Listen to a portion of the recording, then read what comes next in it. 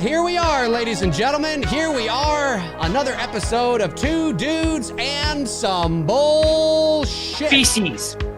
That's right, feces. That's right, feces. Hey, the date today is Monday, August the 24th, 2020. It's 7:05 p.m. Eastern Standard Time. Tonight, Tony, Michael, and I are watching the original, the Amityville Horror from 1979. Margot Kidder and James Brolin. Ladies and gentlemen, we are live!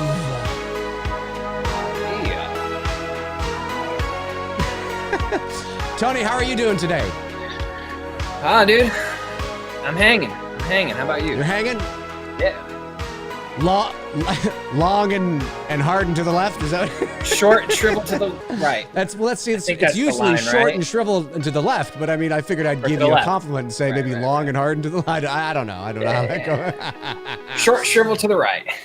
To the right. There you go. It's to the right. Tonight we are watching the Amityville Horror from 1979. And he's got his shirt on. Got the shirt. Always prepared, like a Boy Scout. Like a Boy Scout, like a boss. You are ready. You are ready to rock. So 71 people joining us so far. This is going to be a good one. Before we begin, I just want to say a couple of things, a couple of reminders. The It's Me, Billy Indiegogo campaign is now down to 9 days left, ladies and gentlemen.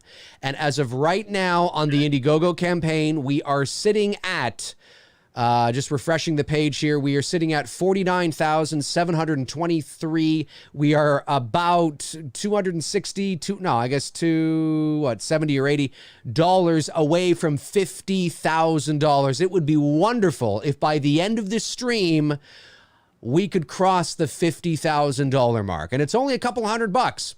And also a reminder as well that if you want to see an advanced screening of It's Me, Billy, if you want to see it before anybody else, there is a perk on the campaign right now for only about $170, $180 US, where you get the opportunity to see an advanced screening of It's Me, Billy, a Zoom screening with me and Bruce and the cast and the crew.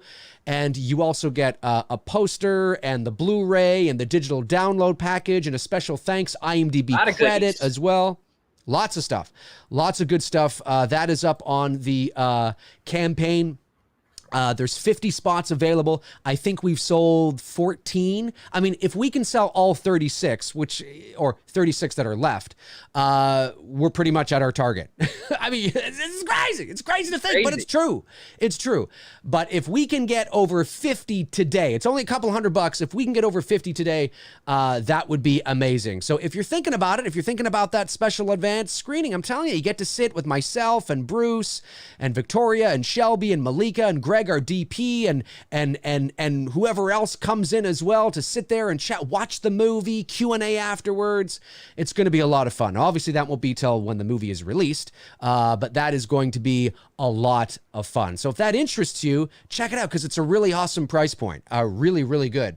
And also this Saturday, Bruce and I are doing our second, probably last, but you never know, second Billy-a-thon. We're not going to go quite as long this time. Last time we went for 5 hours. This time we're probably going to go for about 3 because Bruce and I also want to attend to our shot list as well afterwards. And then, of course, the next night, Tony and I are doing our double feature. So I'm going to need my voice for that too. So Saturday is the 3-hour Billy-a-thon, all super chat questions. Everything raised from that goes into the production of It's Me, Billy. And then the next night, this Sunday, usually Tony and I do Two Dudes and Some Bullshit on Monday nights. We're doing it Sunday night this coming Sunday at 6 o'clock p.m., right, Tony? 6 o'clock p.m.? And we made a little bit of a change to double feature. Just about to mention that. Yeah, go ahead. No. You go ahead. No. Do it. We spend the next 15 minutes arguing back and forth who should say. Well, because we've got a big giveaway that night and we're auctioning off this mask here, not that one back there, but this one here, to the highest super chat of the evening. We've decided to, even though we've already watched it, because the whole point of this specific show next Sunday is to really focus on you guys, more audience engagement to the questions, help continuing to raise money for the campaign. We're going to do the original Halloween followed by Black Christmas instead, figuring apropos with giving away the Myers mask. And of course, you know, you can never get enough Michael and talking about Michael. And I'm sure it won't be the last time we watch the original Halloween on this channel. I'm sure it'll come back again like 5 years from now or less. It's not going to be the last time. And again, thank you to Tony for your generosity in doing that. I mean, that's amazing. I told Bruce the other day, and he was like, dude, tell him, you know, thank you so much. And, you know, and because it's just, I mean, it's just awesome that you're doing that. So, yeah. Again, folks, this Sunday on Two Dudes and Some Bullshit, a special double feature. We're watching the original Halloween and the original Black Christmas, and Tony is going to auction off his Michael Myers mask to the highest super chat of the night. So that's pretty darn cool. So Saturday from 1 p.m. to 4 p.m. Eastern, it's Billy-a-thon Part 2. Sunday from 6 p.m. probably till 9 or something. It'll probably be about that. It is the Two Dudes double feature. So make sure you tune in to that as well.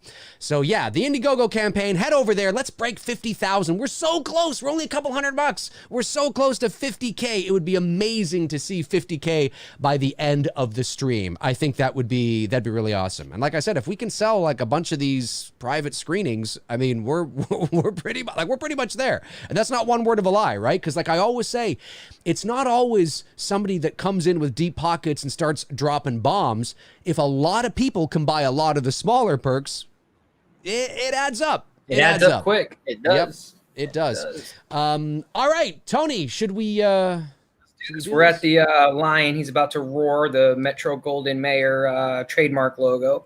That is correct. Let me just put mine up here. I lost it since I closed it down. Hang on, it's coming. 1 second here. Okay, I'm paused right there. So that's where we are.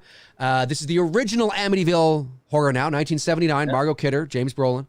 Thanos' father. That's right. That's right. That's right. This is the reason why we all get snapped out of into oblivion. That's well, at least for a time, anyways. That's true. And we're paused on the Metro Goldwyn Mayer logo. The lion has his mouth open. That's where we are paused. So here we go in 5, 4, 3, 2, and 1. I keep forgetting you haven't seen Endgame, so I'm like not trying to spoil it for you. Oh no! I know about the snaps and shit like that. I know about that. So this is going to be interesting. This is, of course, Kathy and George Lutz. Even they admit that many things in this movie are Hollywoodized. Yeah, basically. Yeah. What a great opening shot, though. You know, I've often thought, like, did Juan? Yeah. I shared a picture on Instagram today of the house. A picture I took of what it looked like remodeled. Yes. I really wish I could have captured a photo of what it originally looked like before they remodeled it. That would. I mean, it still looks great, but if you haven't seen it, guys, it's on not my post. My post was Jason today, but the Instagram story, I did share a photograph I took of the actual real Amityville house. That's right. I forgot Murray Hamilton's in this. Yeah. That's right. Mayor Vaughn. You know, the music here sounds a little bit like the opening to Bill Scrooge. Oh, yeah, a little bit. Yeah, it's got sort of that. Yeah. But it's so good. And the transition from red to now we're coming into sort of almost like it's daytime. So it's almost like at nighttime, like they used nighttime as like evil. Right. This red palette. And now the evil is sort of, going away because daylight is breaking. What a great subtle detail there. Yeah, really, really nice. Because you didn't have to do that. You just could have had the house at night. But it was at night, but it's all red. Like that's really cool. I like that. I mean, I get why the homeowners did, but man, if it were me, I would have kept it. Kept that icon, the windows. It's just, I would never have changed. I mean, I understand why. Yeah, me too. Because so many people were coming there and photographing it. I get it. Yeah. But what I was starting to say is I wonder if I would have loved to have seen a full feature of James Wan, the Conjuring universe with Ed and Lorraine Warren and their Amityville story and what happened to them when they were there doing their paranormal investigation. Right. We get a little bit of it at the beginning of Conjuring 2, which is cool, but I thought that was kind of a wasted moment that they could have made that a feature, Yep, I agree. I agree. It would have been interesting to see Juan's interpretation of it. Yeah, definitely, especially with Vera and Patrick as Ed and Lorraine. Of course, now this is the backstory. I forgot they do the DeFeo backstory. They open. That's right. That's right. They open with this here, and I love these practical effects. The lightning, very simple effects. Yeah, the lightning, and it's totally like it's just this source on the house. Of course, we've said this many times on here. This is the Amityville Horror. What's happening here with the murders and the DeFeo, if you were to do an Amityville movie, this is probably, but then again, I mean, how do you drag it out for how do you drag out a murder that happens in a matter of 20 minutes for 2 hours? Yeah, well, you'd have to focus. I think they tried to. I think there's a movie that came out not too long ago where they tried to, but they focused really on the supernatural side of it. I love this opening where you have, it says, November 13th, 1974, Amityville, Long Island. A mother, father, and 4 of their children murdered. No apparent motive. I love that. And there is a movie that sort of focuses on DeFeo, but it really goes into the supernatural and the demons and all that kind of stuff. And I think it would be really cool if you did an Amityville movie where it focused on this story, but it made it more ambiguous. Like we don't know, what made him do it. Is it like, it's kind of like that Michael Myers thing where it's like, is it supernatural? Is it not? I don't mean he's Michael Myers. I just mean that there's that ambiguous sort of, like, it almost becomes like a mystery thriller, and it's like, you can make it eerie and creepy and it'd just be great. No, I totally agree. Strickland from Back to the Future. Strickland, what's his name? The captain from Top Gun. Yeah, a lot of people in this movie. But yeah, I mean, and the story this looks like a 70s movie too. You know what I mean? It just has that, and I miss that. Sometimes I do miss that look. It's an aesthetic look that film and only film can get. You know what I mean? Of course, there's the set design. Meaning the actor's wardrobe and the cars and stuff like that. Yeah. And I miss that. I miss that overall look to movies because it's so like. Before we started, I accidentally had the remake popped up with Ryan Reynolds, which it's an okay remake. I mean, it's all right. There's a lot that's wrong with it because it just doesn't have this look. I understand. This look here with Margot Kidder and Thanos' father standing there at the boat dock and whatnot. That's right. Yeah. It's just the colors, the saturation. It just. I miss that look with movies, dude. Yeah. Hey, wasn't she in Jaws too? I think she was. Was she in Jaws? Jaws as well. I mean, her. Oh no. Back to the Future. Wasn't she in Back to the Future? The clock tower lady. Is that the clock tower lady? Save the clock tower. Save the clock tower. Is that her? 5:21, guys, is this timestamp. Josh Brolin. Is that the Save the Clock Tower lady? From Back to the Future? Sorry, for some reason I was thinking Jaws. I don't know why. Chat will let me know. I had this feeling that's the Save the Clock Tower. By the way, that's the exterior of the real original house. Yes. That is because when you look at my photo and you see the exterior from that angle, it's the same. It's just modern. It looks a little different. And they switched the windows. Yeah. Now the interior, I don't know. No, the interior's not. And I actually thought they made an exterior too. I could be wrong, but I thought they did. I thought I heard something about that. Some was filmed at the house, the exterior, and then the interiors obviously was set. Interesting. You might be right. As Dr. Loomis would say, you may be right. You may be right. But I could have sworn this. In the fall, by the way, is very beautiful. Anywhere in that area of New York is gorgeous in the fall. It's unbelievable. It's beautiful. I'm pretty sure that's the clock tower lady. Anyway, this is I mean, it's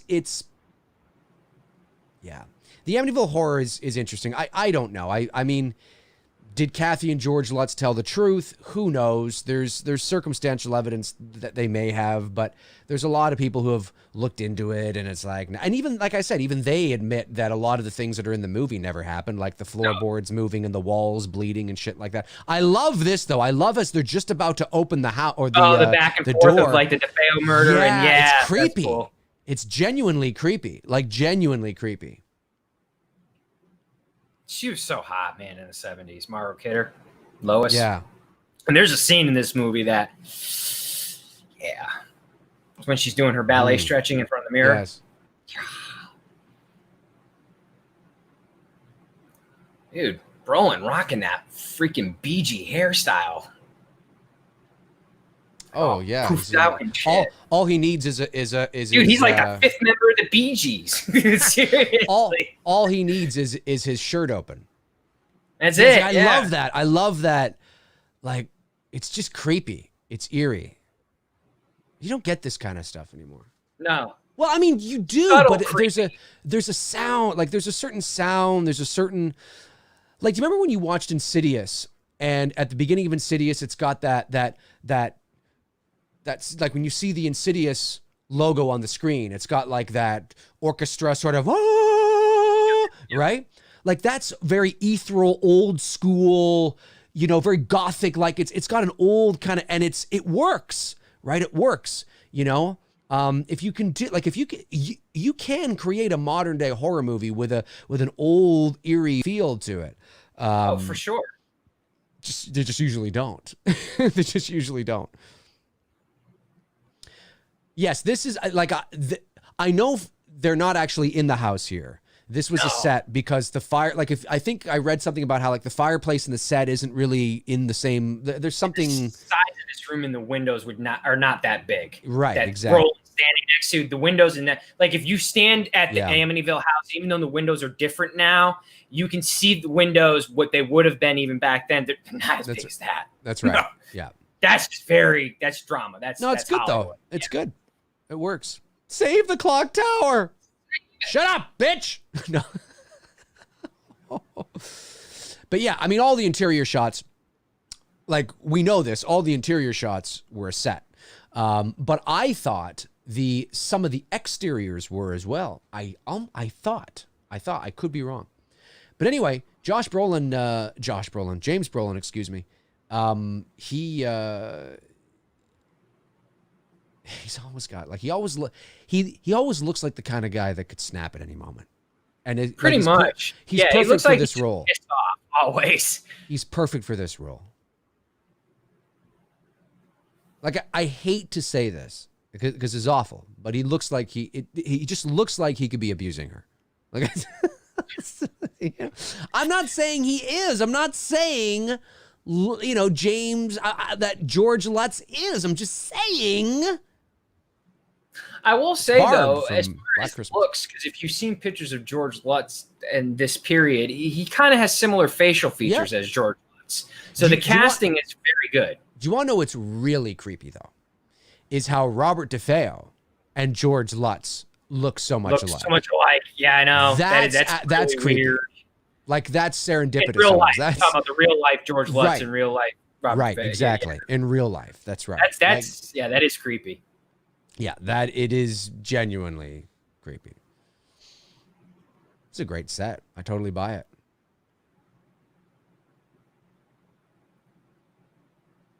The Amityville Horror. Ooh. The papers are blowing. The wind is blowing. She's got to get out of the house. Yes, she does. She does. Hurry up there, Missy. Hurry up, Missy. Come on now. Look, for 1979, I mean, yes, the film is very dated, but for the time, it's a good haunted house movie. It is. Yes, it is. Yep. With everything that's behind it, and all the controversy, did it happen, did it not happen? If you just look at it from the fun haunted house storytelling, it's a good flick. Yeah, I agree. I agree with that. Oh yeah, that's right. Putting the what was that? Not wallpaper, but it was some type of wallpaper. In the cabinets on the shelves. Oh, was it wallpaper? They're doing it in the shelves. People did that back in the day. I remember. My grandma did that. She used to do that. Oh yeah, yep. That was very popular. Yep. Interesting. See, Barb survived Black Christmas. There she is. There she is. That's Phil, Barb. Or Superman saved her. That's it. He came down, beat the shit out of Billy, and saved her. That's it. Now, you ain't fucking with my Lois. It's me, Superman. But you're right, though. I mean, this, as far as, like, if you wanted to, forget for a moment, is it Is it real? Is it not? Do you believe in the story or not? Put that aside and watch it for what it is. And it's a very decent, creepy, like you said, haunted house movie. Yeah. Got a lot of creepy things in this movie for sure. Of course, always got to have the religious symbol in a haunted house movie. Of course. They always go hand in hand. James Brolin's always like, I'm going to go out and cut some fucking wood and get my shirt all off and get all beachy like.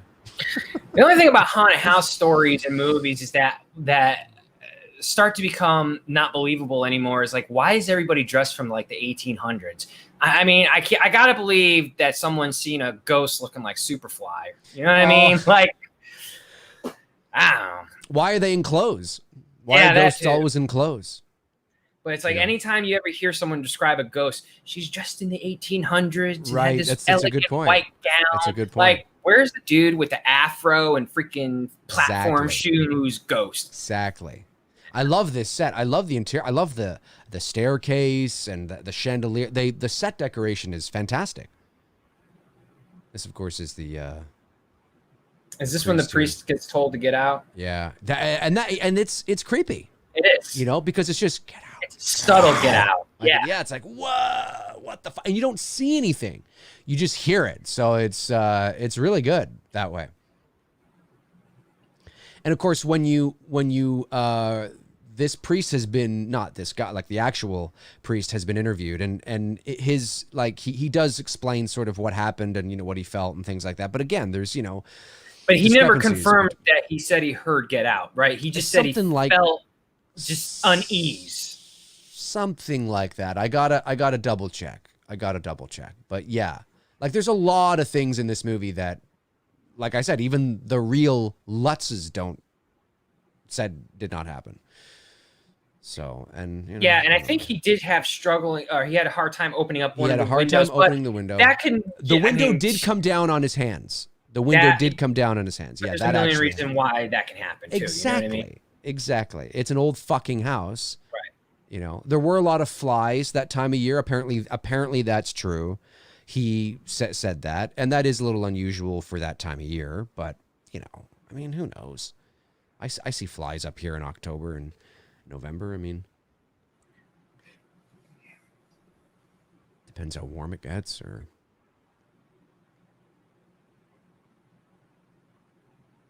He also could have eaten a bad meal that day and just got sick. He could have. He could have eaten. That's right. He could have eaten a bad meal. Too many.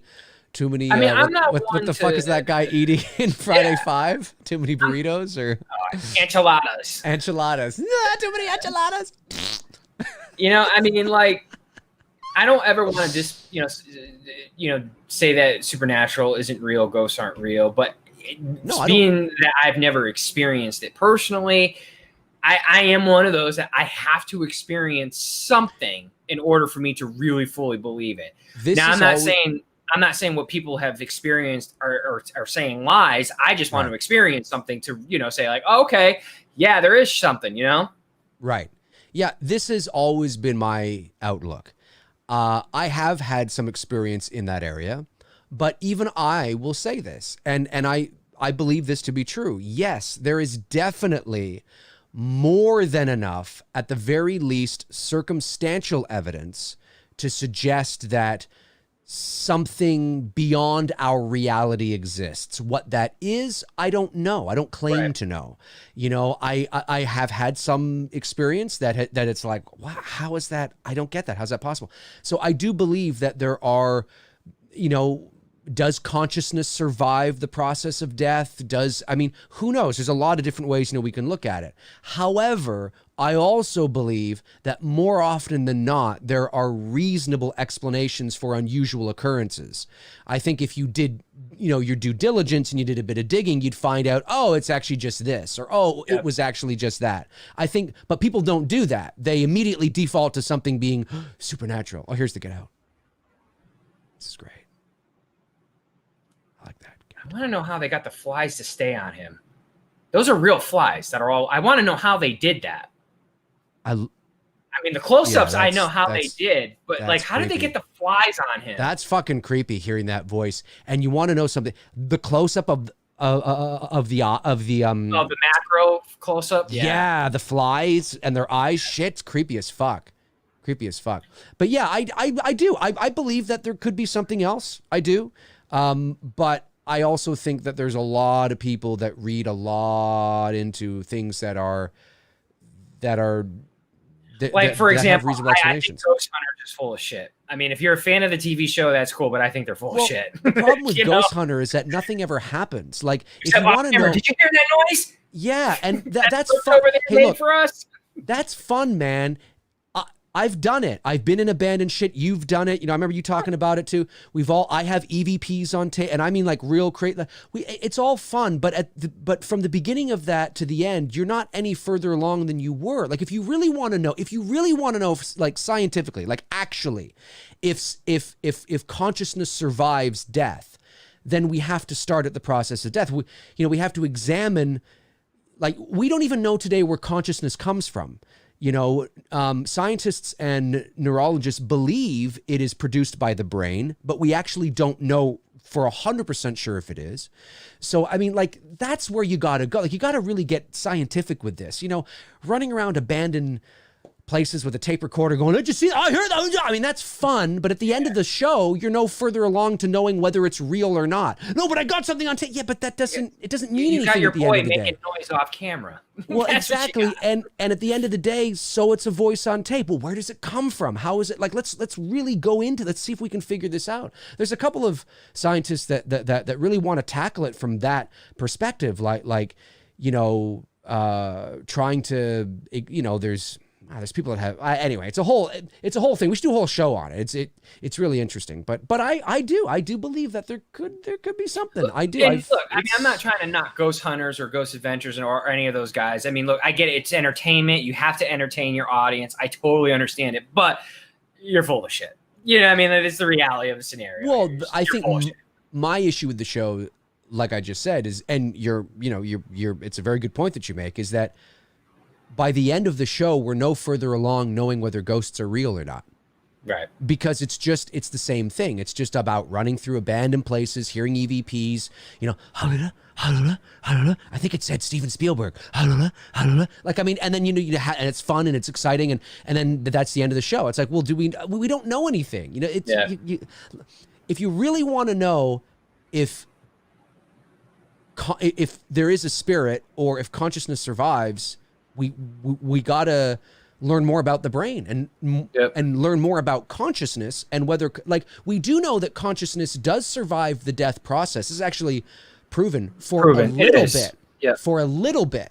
There have been people that have died for 30 minutes and come back. That are clinically dead. Right. Yeah. And there's no brain activity. But the question is, does it survive for, 20 minutes or does it survive forever? Like, we don't know. But that's the stuff that really interests me, because then you're going to know the truth. Like, that's where you're going to know for sure if there's truth to all this, these EVPs and seeing unusual stuff. And if there's a chance that something like that is possible, you have to attack it at the end point. But that's not entertaining, right? So no, I know. But of all those shows, I will say, I did enjoy Paranormal State the most.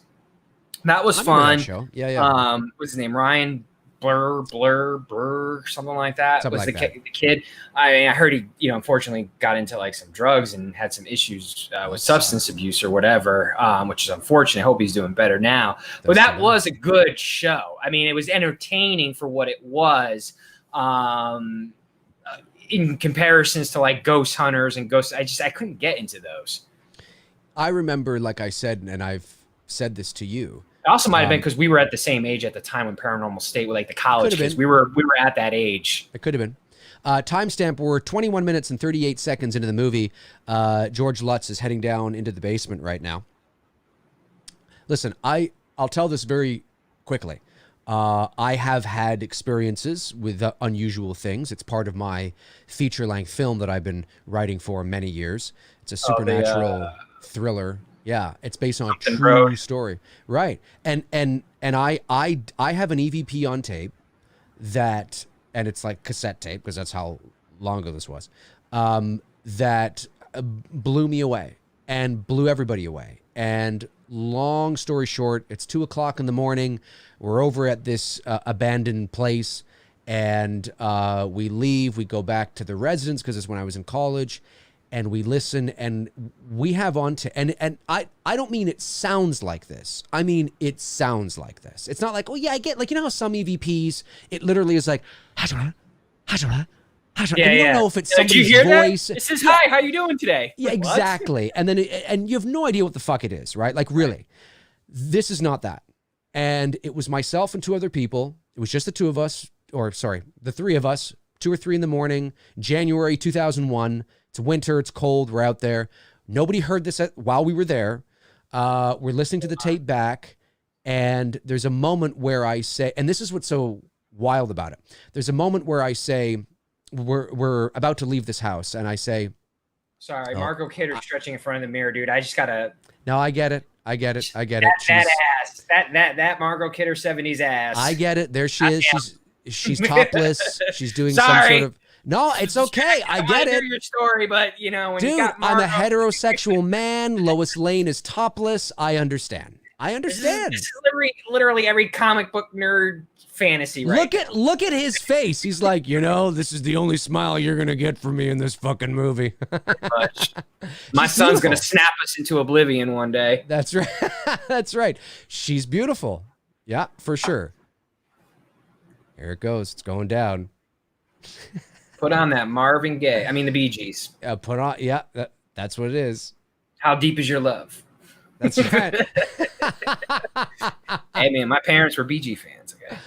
Nothing wrong with the Bee Gees. Nothing wrong with the Bee Gees. So. Oh, that was what's the name of the title of it? Something Road. Port Robinson Road. Port Robinson, thank you. Is the name of the script that I'm writing, and so we're there, and again, this is all true, and we're listening back to the tape, and there's a moment on the tape. There was a moment when we were there at this place where I said to the person next to me, I said, "Well, do you think we should go and check upstairs?" And at that moment, I think somebody was like, no, you know, let's just leave, you know, whatever, right? I was like, okay. Well, on the tape, and it's clear as, I don't mean it sounds like it. I mean, like, it isn't. Like, there's nobody that would listen to this and think it was something else. There's a voice on the tape that is not mine, and it's not the 2 other people that are there. There was nobody else there. And it is a voice that is, it's female. Here's what's so wild, is that you can actually, like, almost determine the sex. Like, that's what's so interesting. And it's a woman. And as soon as I say, do you think we should go and check upstairs? This woman goes, don't. Like that. And what's so crazy about it is that you can also hear the breath, the inhale of the breath. So she goes, don't. Like, you can actually hear it's wild. It is. And what's so wild too is that it still have that EVP. Oh, you damn right I do. I've got like 9 copies of it. I haven't saved it. Oh yeah. It's wild. And what's so interesting is that it sounds like it's in it has different frequency to it than us. Like, we sound very much, this is going to sound really supernatural, and I don't mean it to sound this way, but it's layman's terms. Okay. It sounds like it's in a different dimension. And I don't mean it sounds robotic or like, you know, I don't mean that. I just mean there's a frequency difference. There's a difference in the sound of our voices and this person or person's, whatever it is, voice. And that was one of the things that convinced me that there is something going on. Now, I don't know what that is. I'm not saying it's a ghost. I'm not saying, I don't know what it is, but I'm telling you, there was nobody else there. That voice was not there when we were there. And what's so cool too, is that it happens after I say, do you think we should go and check upstairs? Almost like it was answering me. Isn't that wild? Like, it's it's fucking creepy. I want to hear it. Oh yeah. I'll let you hear it. Yeah. I'll let you hear it. And so, really, really interesting. And there's a whole journey of that story that I'm writing into a feature length script. And I'm not making any of this up. 100% true. 100% true. I got a lot of people I can put you on to that could confirm it. So I mean, it was wild. Sorry? Is the place still there? No, it burned to the ground in 2002. So it's been gone for a long time, but it was an experience I'll never forget, because it made me realize that there is evidence, circumstantial evidence at least, of, there's something going on. I don't know what that is. I don't know what EVPs are. I don't know what who that don't was. Was it a ghost? Was it a memory? Was it an alternate reality? Kind of, merging with ours for like a split second. I don't know. Like, I mean, when you look at an ant, right? An ant can't look up. So if an ant lives in a 2-dimensional world, right? Forward, backwards. We live in a 3-dimensional world. So if an ant is on the ground, or a bug, or like whatever, and we put our shadow over the ant doesn't know where that's coming from. The ant can see the shadow, but the ant can't go like this.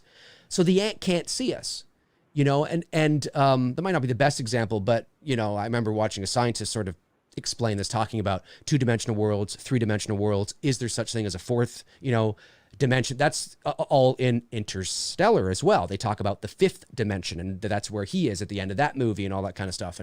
And we live in a 3-dimensional world, but if there is a 4th dimension, it is entirely possible that we can't see that 4th dimension, and that don't is like us being a shadow over an ant. You know what I mean? It's like, it's crazy. It's crazy. It's wild. That's the kind of shit that fascinates me, because it's almost like we might be able to figure this out. Anyway, I'm going off on a tangent there. Sorry to the chat room, but I love it's cool stuff. So I do believe that there could be something, but is it floorboards moving and walls bleeding? I don't know about that. Now, like, there's certain things like, do you ever mess with like spirit boards and shit? No, you mean like ghost boxes and stuff? No, because no, like spirit boards. Like, oh, you mean like a Ouija board? Yeah. Ouija board. Yeah, we call them spirit boards. Okay. Yeah. No, I've never done a Ouija board. Yeah, see, like stuff like that. I mean, we did that shit as kids, and there were some things that we did that I can't fully explain. Like, we did a strength test thing. Me, my sister, and 2 of my buddies and her friend. And it was a strength testing where we put, it was like one of their hairspray cans, or back in the day, the girls had like the Aquanet hairspray cans, like huge fucking cans. Yeah. And we put it in the center of the board, and we would try to lift it off the board, and we couldn't. Whatever energy force that was pulling it down, we could only lift it barely an inch. Like, and there's 4 of us. Jesus, that fucking cat scared I know. I just heard that cat too. It's Veda. It's Veda. The cat just scared me. Folks, we are at 30 minutes and 40 seconds into the, it's the 4th day, Thursday, here into the Amityville Horror, 1979. This is good shit. So, like, that's probably the closest to anything supernatural. Now, I don't know what that was. I mean, was it us? Was it something that we invited in onto the board? I mean, because spirit boards, now you are crossing into an area where you can get into the demon thing and, all sorts of fucking crazy shit. Yeah. So that's the one thing that I experienced that I have never been. My sister hates talking about that story because it freaks her out, because it did. It freaked her out that night when we were doing it, and she told me to throw away the Ouija board, and I did. Or spirit board. I'm sorry, it wasn't. Well, I mean, it is a Ouija board, but it was not the traditional Parker Brothers or whatever who made Ouija. I understand. It was an actual spirit board, and that was intense. I mean, but again, I don't know. No, but that's look. To piggyback off what you're saying there. I mean. Another example, we were out at this place, and there was one night where we heard this weird, like, call in the distance. Like, we're out there, it's 3:00 in the morning, and we hear like, we're young, we're kids, right? Now, when I say kids, we're like in our late teens, early 20s, right? So, our imaginations are running wild. We're like, what the fuck is going on? Holy crap. Now, most people, it's very easy to run with that and think, oh, it's connected to this place. It means something, whatever, right? But we actually did our due diligence, and we did some investigating, and I'm telling you, anybody would be out there 3 o'clock in the morning, middle of fucking nowhere. You hear, almost like a screeching woman or something. It's, what the fuck is that, right? No, we found out that there's a petting zoo around the corner and they're fucking peacocks. You know, and that's an example of, but if we didn't go and look, we would have gone off into the ether, you know, going, well, there was this woman that was screaming in the middle of the night, and then that catches on, and then, you know, hey, did you hear about the woman that was screaming? And it was never a woman. You know, it was a fucking peacock. And that's why, you know, that's an example of, you know, more often than not, there's reasonable explanations for unusual occurrences, you know? And that's why I'm saying, like, what we experienced as young kids, you know, was it supernatural, or was it something even, you know, bigger? You know what I mean? Was it more like, did we open up something that maybe we shouldn't have opened up? Or we, you know, was this kind of a warning for us to, like, stop what you're doing? Don't, you know, don't fuck around with this shit. Yeah, exactly. You know, there's a lot of, you know, like Lorraine Warrens out there, women like her, who are very sensitive to the spirit world, and you know, they'll tell you, you know, Ouija boards are not something, or spirit boards are not something you should be, you know, messing around with, because if you don't know what you're doing, you could open up the door to something that could really end up in, you know, you could be in serious trouble. Yeah, that's what they say. That's what they say. That was almost like a poltergeist moment there, where she walks into the other room, turns back, and her little daughter's there. A bit of a poltergeist vibe to it. Yeah, it did. It's kind of funny. I totally believe this could be their daughter. I believe it. She kind of looks like a cross between Brolin and... I'm digging that Catholic school girl skirt on Margot, though. Yeah. Yeah, I wonder if that's the real... I gotta look that up. No, Colin Murdy followed up and said that this was built in New Jersey. It was an exterior. Okay, I was just gonna say, yeah, they so they didn't use the real house.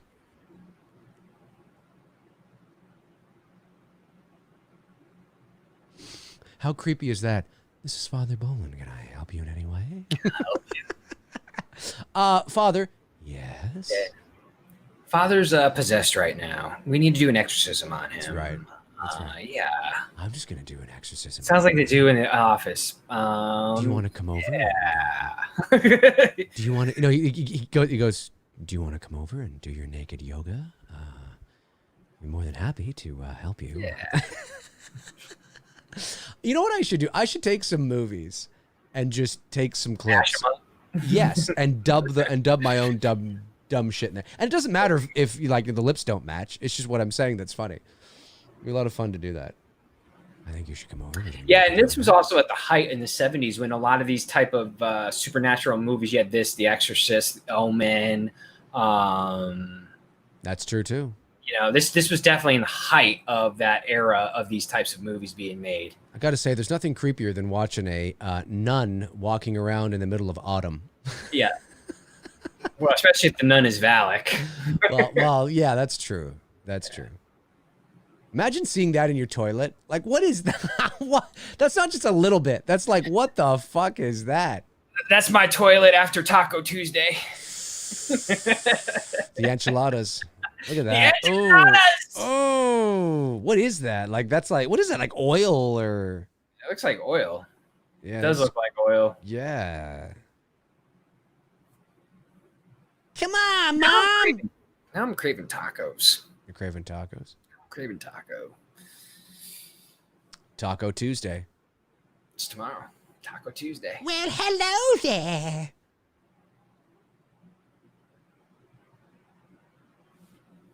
Surprises. Did you ever do, as a kid, did you do catechism? I did. I did catechism up till, or CCD, whatever people call it. What is that? It's like Sunday Bible school, whatever. No, I've never. Catholic church, at a Catholic church. We did that up till like 5th grade. Yeah, 5th grade, and then we stopped. Then my father switched out of that to Baptist church. We stopped going to Catholic churches.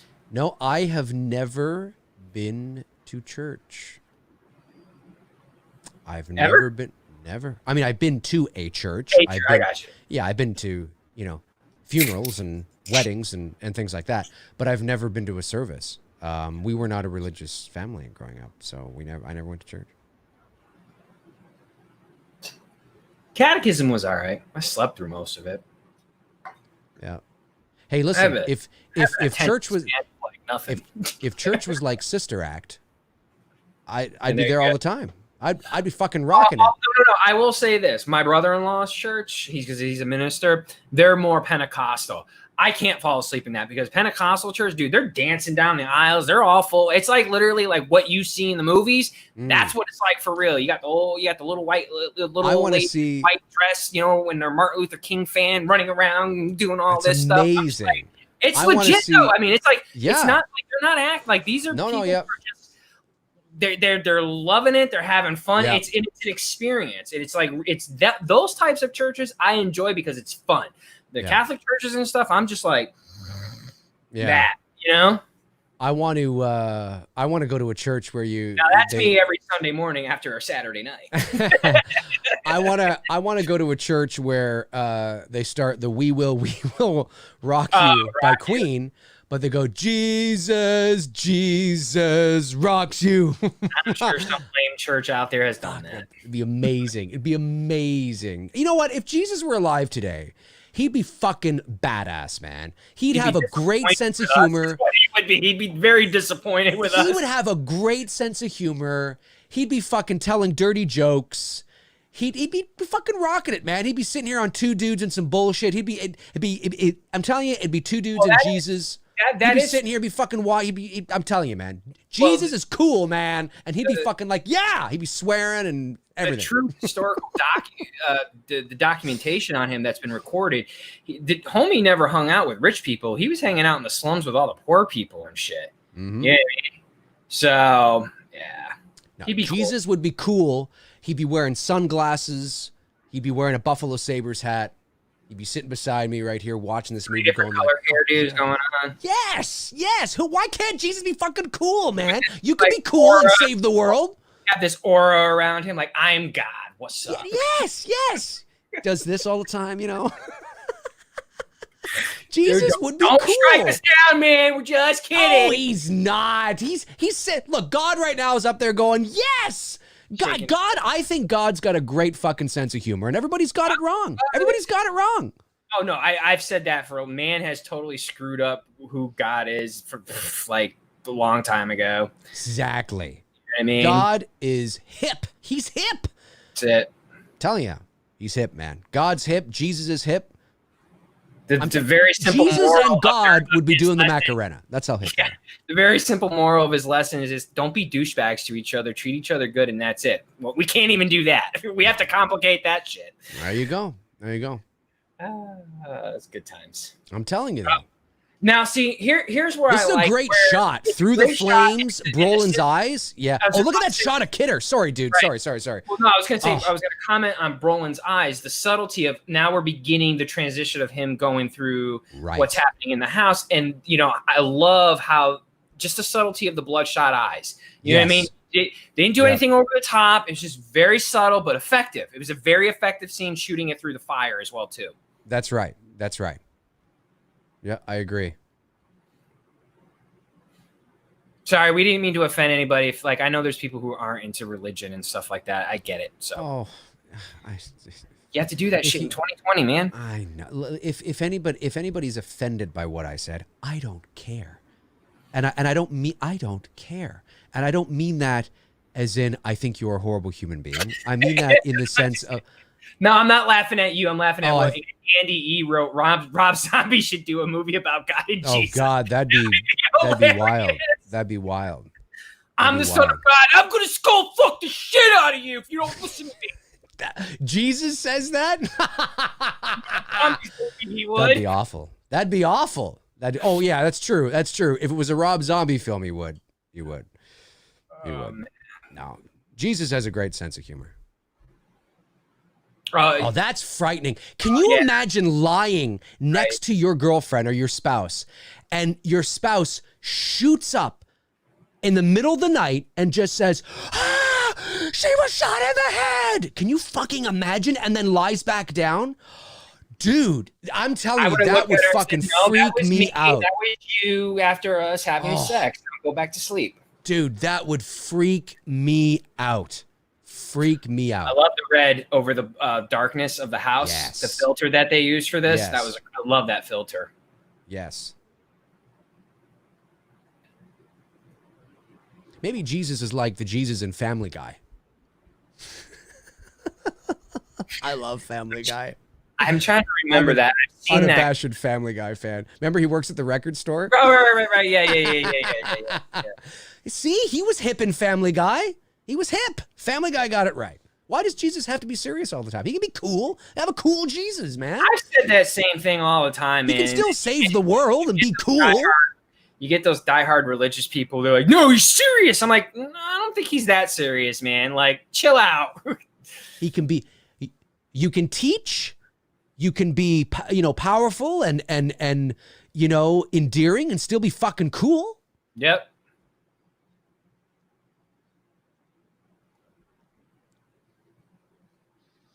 I've actually had that happen, not in my car, but in my parents' car. My friends, when we were driving, it happened in my friend's car. We were driving on the highway in Hartford.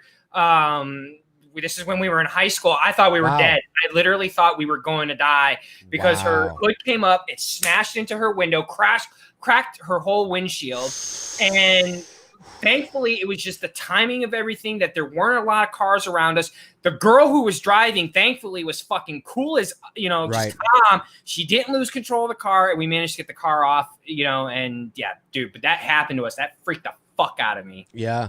It happened to my mother and I and my sister and my mother's Dodge Charger way back in like the 80s or whatever.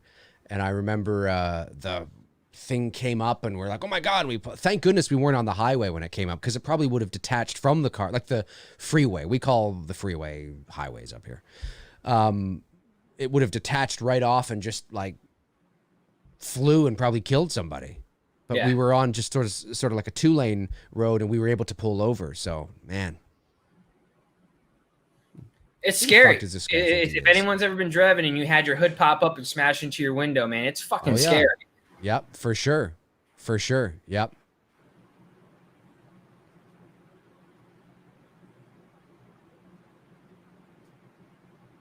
Who's this guy again? Oh, it's her brother, right? It's brother. It's brother. Right. Yeah. Kind of looks like her-ish. Yeah, I don't know. Curly hair is kind of... curly hair. I should let my hair go that curly. You probably could. You probably could do an afro, couldn't you? My hair is not quite that curly. It's you blow dried it dry and kind of frizz it out. Yeah, I'd have to put gel in it and then let it dry, and then I could get it that curly.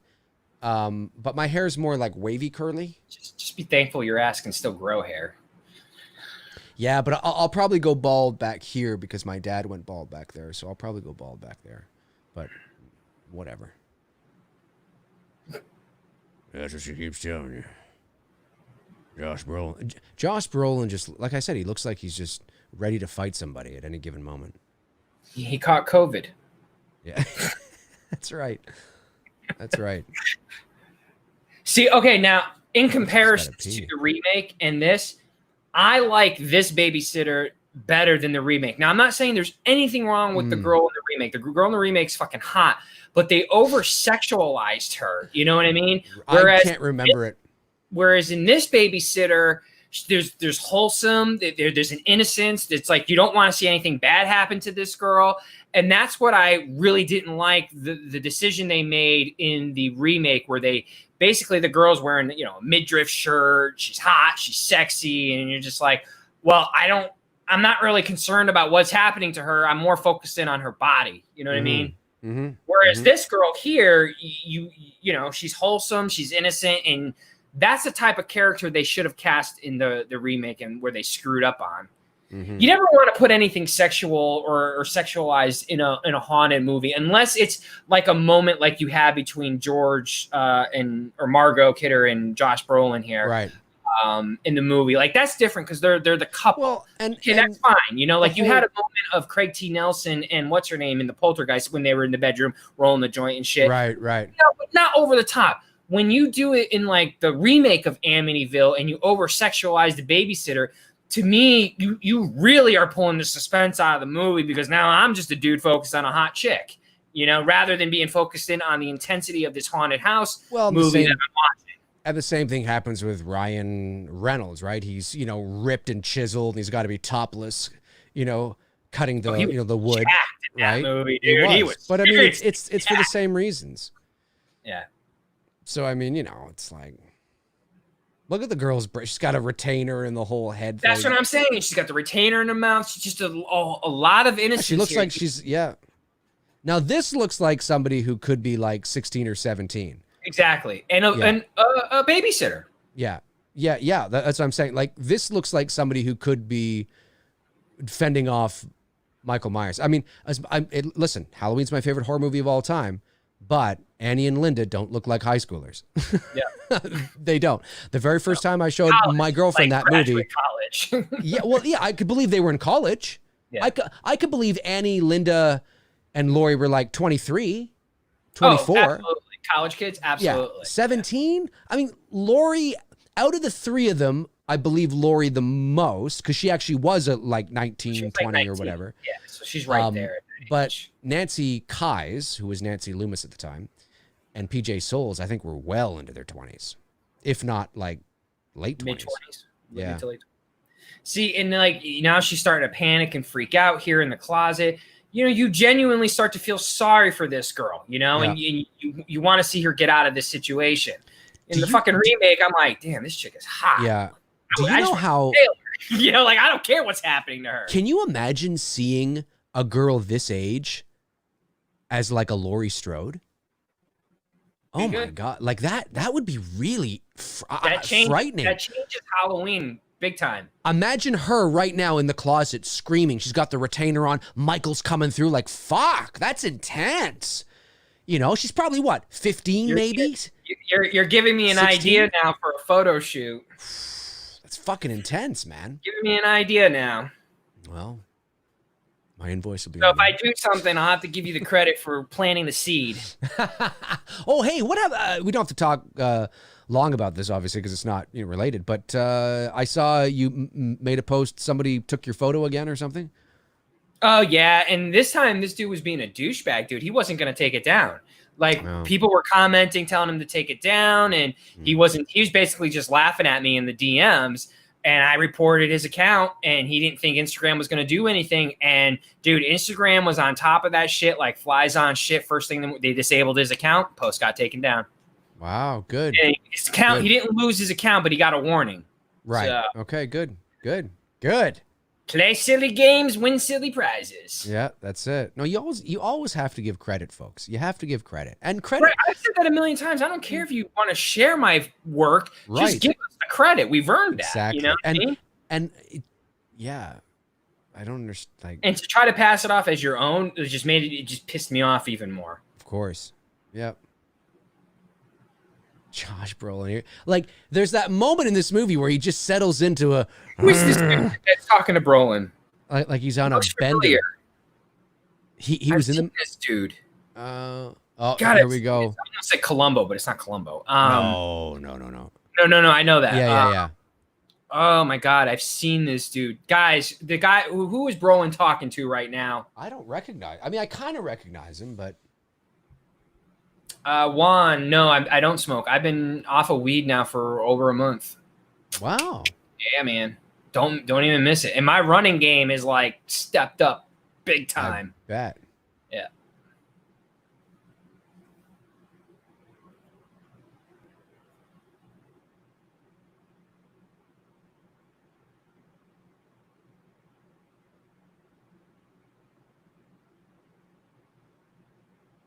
Yeah, he's coming back from wherever he was now.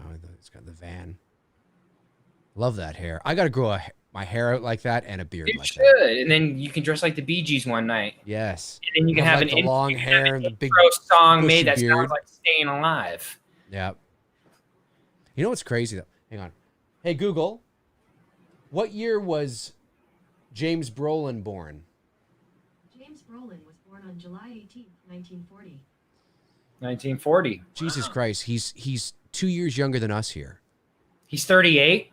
No, he's 39. We're 41. 39. Oh yeah, that's right. Whatever. He's 39 here. Looks like he's in his 40s though. I know. Because we don't look like we're in our 40s, dude. No. Especially now that I've shaved everything off. Everyone says I look like I'm in my late 20s, early 30s. Yeah.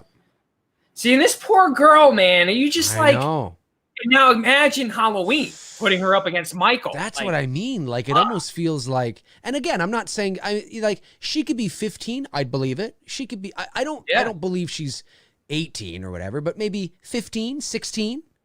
I mean, Jesus, Tina in Elm Street, the character of Tina Elm Street. Wise, is that her last name? Amanda Wiz, something. I think it's Wiz or Wiz. Yeah, Wiz. Amanda Wiz, I think. Last name, yeah. Yeah. Her character of Tina was supposed to be 15. Supposed to be 15. Oh yeah, they say it.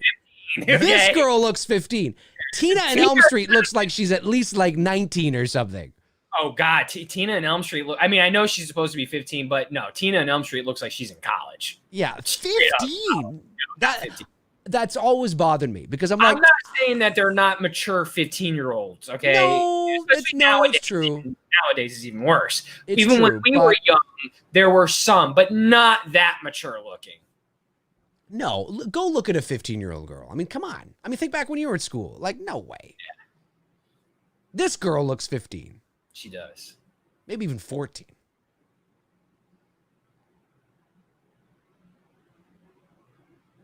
Stay alive. Looking for the money. Oh, right. Yeah, the money. Look at that green carpet. It's so great. I wonder if carpet will ever make a comeback. I mean, I love my hardwood floors. I have carpet. Oh, do you? Yeah. Okay. Yeah. I like carpet. don't see too many places down here in Georgia now with carpet. Most everybody's gone to the hardwood floors. It's funny. You know what? I'm actually a big carpet person. And the reason... I would imagine because of the weather, too. It gets cold up there in the winter. Well, yeah. But it's more really... I like it because I just find it cozier. I just find carpet... Yeah, like carpet, like, in the living room, carpet in the bedrooms. I find it cozy. I obviously, you don't have carpet in the kitchen or the bathrooms. I mean, you might have a rug or something, but yeah, no, I've always been a big carpet. I like getting out of bed, and my feet hitting the carpet or whatever. I've always been that way. I've always liked that. Ah, there he is, Mayor Vaughn. There he is, Mayor of Jaws. That's right. Became a priest after the 2 shark attacks. Yeah, exactly. Yeah, this performance here by the priest trying to convince the other guy or the 2 guys here, I believe his performance, and this is a powerful scene because he's going against what you should believe in some ways. Right. Yeah, it's true. And so, but the way he's so convincing, and something has scared him. Something's frightened him.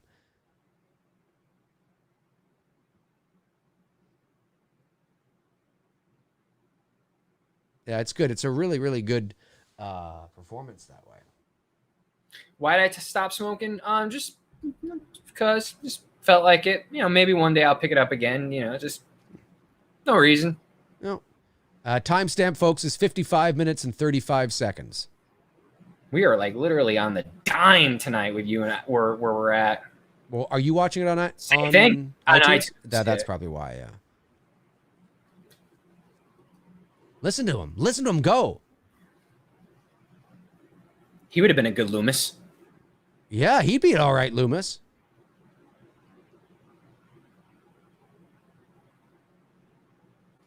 See, he's like, what I heard there was real. What I felt there was real. I mean, it's really a good performance. It was the blackest eyes.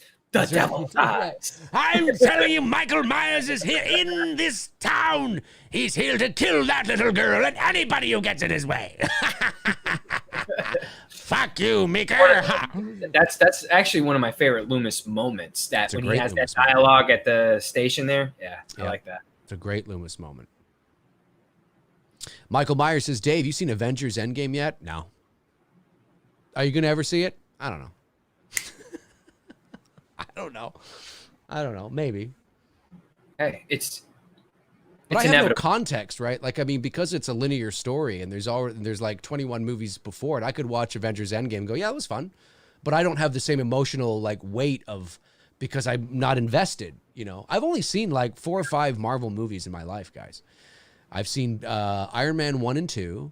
I've seen, well, and he's not even part of the MCU, but I've seen both Deadpool films, although that probably doesn't count. I did see the first Avengers movie, and I think that's it. I haven't seen any of the others. I know there are people right now going, "What? Yeah. I told you I was." And it's not that I think they're going to be bad or anything. You know, just some things you're into, some things you're not. I'm just not. I don't know. No, I feel you, dude. I mean, I'm the same way. Like, I have most of the comic book movies. Well, I have most of the MCUs. I have Batman Begins and Batman 89. I have the Nolan trilogy, but I never watched those. I did watch Spider-Man. I never watched them. Like, it's not that I don't dislike the Nolan Batman movies. They weren't my flavor. You know what I mean? Like, I had this argument with someone the other night because I'm in love with the Pattinson fucking Batman trailer. I'm like, yes, this is exactly what I was hoping for. It looks great, even though it's only been 30% completed. And it gave me, because when it comes to comic books, the only graphic novels that I've ever read are part of the Batman world. I've never gone anything beyond that. It's either Batman, Joker, something related. And when I saw that trailer, I immediately, as a fan, I was like, The Long Halloween. And if you haven't read that graphic novel, fucking read it. It's so good. And Year One. That was exactly where my mind went to when I was watching this trailer, and I was super excited for it. And, you know, like, you always are going to have that one fucker who's going to respond to you and be like, yeah, but he's not going to be as good as Bale and fucking Affleck. I'm just like, can I not have like 5 fucking minutes to enjoy it? You know what I mean? Like, what the fuck? Yeah, I liked the Nolan. I say that I think what it is for me is if I'm gonna watch a superhero movie, it's probably I like the staples. You know, I guess, you know, I like Batman, Spider-Man, Superman. I'll always watch those movies. What's her name? I forget that she's in this movie. The girl who wouldn't go in the house. Oh my God, what is her name? Her name or what she? Well, I've seen what her. What else was she in? Yeah. Fuck. I love this, how he's coming up and he wants to have a beer with. Isn't she? Correct me if I'm wrong. Is she not one of the wives in Great Outdoors? Is she not John Candy's wife? Or no, I don't think so. No, that's not. No, that's what I thought she was. She looked. No. She looks similar. Okay. She looks similar, but no, I don't believe they're the same person.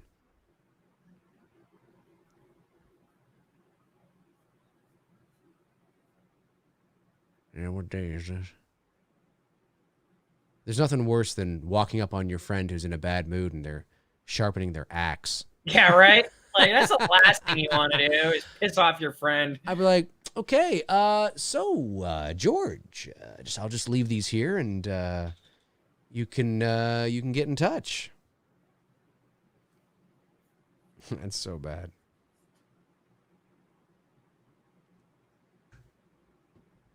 And I do like some of the X-Men movies. I will say that. Some of them were good. Like X-Men First Class was good. The Days of Future Past was really good. Yeah, I watched the Batman trailer and I liked it. I liked what I saw. You know, it's my kind of, it looks like it's got a lot of potential. So I mean, it definitely fits the realism, True Detective vibe. Yeah. And I know everyone's hoping that they'll merge Joaquin's Joker with this. And I'm just like, no, you don't need to do it. Yeah. I think now, as you know, I'm not, but then again, I can't say that either because I'm not, there's so many superheroes I've never heard of. I wonder how many takes they did that to get that to fucking hit the fucking tree. That's a good question. I don't know. Look at the boys fucking messing with their sister with the spider on the fishing rod. You fucking kids. You know what's funny? We never fucked with my sister growing up. That was one thing. Me and my brother fucked with each other now. Yeah, but we never messed with my sister. No, you're probably overprotective of her, right? Yeah, and by the time she got to about her early teens, she pretty much could handle her own. She was my sister was a scrapper. She was a scrapper, yeah. So the kid just got his hand stuck. And of course the story did not happen. The hand stuck in the window happened to the priest. In the actual true events, I don't believe that this happened to the kid, right? No, I think it's something. But wasn't it something to do with when they investigated whether or not there was medical records of the Lutzes bringing their son to the hospital? There aren't any. Like it was something like that. Like when somebody was investigating this story and this claim. Right. You know what it was? It was Daniel Lutz, the kid. When he's older talking about it, he did say that this happened. But in my theory, because of the way he talks about George Lutz and how George abused him as a kid, because there's a lot of that shit that he talks about in this documentary, I think George slammed the fucking window down on his hand and fucking held it there. Maybe. That's what I think that's what went down. But then why? Right. And they probably never went to the hospital then because and used the excuse of the house being haunted. And that's why his hand got it. It's possible. That's my opinion on what happened. Because if you ever, there's a documentary out there that Daniel Lutz, look it up. It's on YouTube.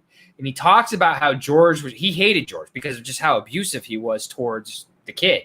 In my opinion, I think what really went down, and he was too young to remember, is I think George slammed the window on his hands and was holding it there. And that's why they couldn't get it up. Maybe. I mean, you may be right. But it's just an opinion. There's no facts. You kind of put two and two together. Yeah. No, I get it. I understand that.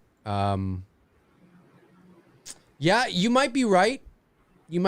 But I just remember reading that there was they claimed they took their son to the hospital. And you see it here in the movie. Yeah. And I think there's no medical records of them ever being at a hospital. Yeah. And like the Lutzes are like, oh, that's kind of weird. I don't know. And I think it's important to note, folks, that I think the house has gone through several owners since them, obviously, but every owner that's ever been there after the Lutzes has always said, no, there's never been anything here. They love the house. It's a quaint home. Yeah, like we've never experienced anything here. It just sold not too long ago. Did it again? It sold again? Well, when I say not too long ago, it was sold like within the last decade or so. Oh, okay. All right. I mean, it sold for some bucks too. Right. Yeah. So if I had the money, I would have bought it. If I had the loot, I would have bought that. To say that I live in the Amity house, are you kidding me? Right. I fucking love that shit. Yeah. So nothing ever happened. I'd be like, I live here, fuckers. Come and visit anytime. I'm gonna remodel it back to how its original looks. That'd be cool. That would be cool. So if I had the money to buy it, that's why you're remodeling it to look just like this. Yeah. Like, everybody come on over, summer barbecues all summer long. Look at all these flies in here and everything going around. And look at the tighty whities that George Lutz is in. Tighty whities, baby. I tell you, this scene, fuck the flies, man. Just check out George Lutz and his tighty whities. That's what it's really all about. BG son of a bitch looking mofo. Yeah. the fly noises. Oh, the basement door opening. Look at that fly. Look at that. It's so great seeing flies like that. The door has just been ripped off the front of the house here in epic slow motion.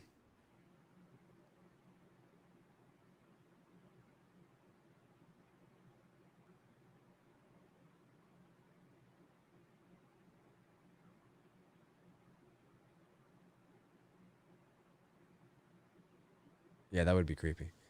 Yeah, so they built like that. That's fucking wild. It's good on them.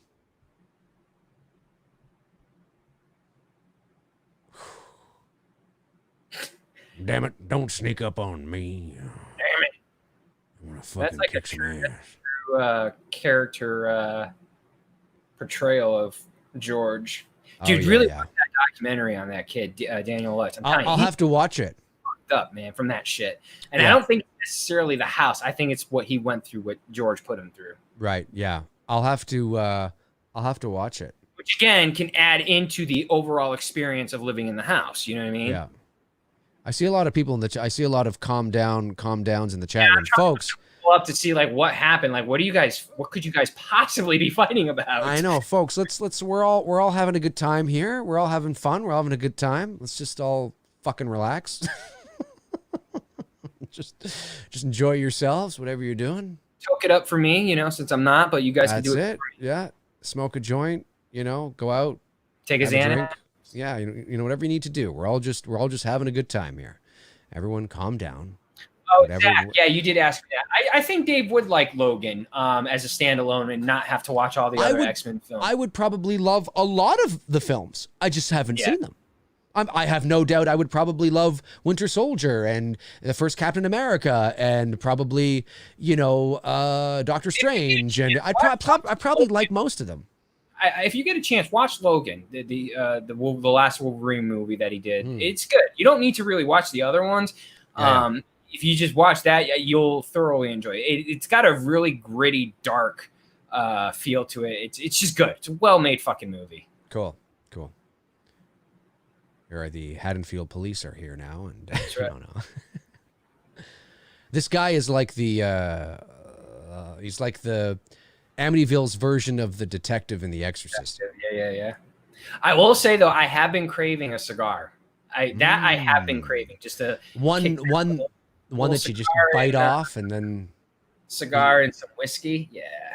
I think you should bite half the cigar off. Or bourbon. Yeah. Bourbon.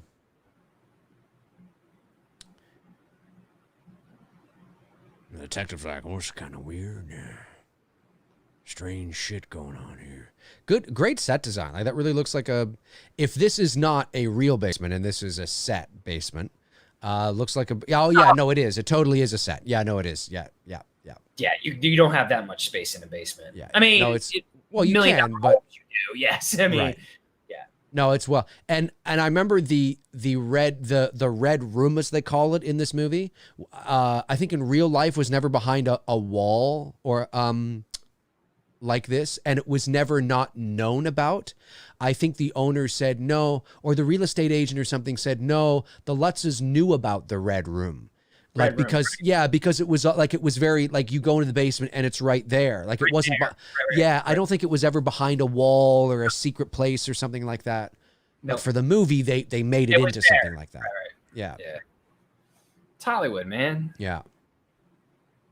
It was strange in the actual house. Well, this is kind of a weird little room, but it wasn't a mystery. Like it was not known. Not known, I should say. Let me tell you something. I'm going to beat your ass down these stairs right now. And then I'm going to chop you up with my axe. That's it. And that's it. I'm going to go all Friday the 13th part 5 on you and pretend I'm that guy who chops up Roy's son. While I look at my wife, Lois Lane, over here and say her tits are stupendous. Stupendous. That's right. Friday the 13th, 09, folks. Stupendous. Friday the 13th movie history. Tits are stupendous. Tits are stupendous.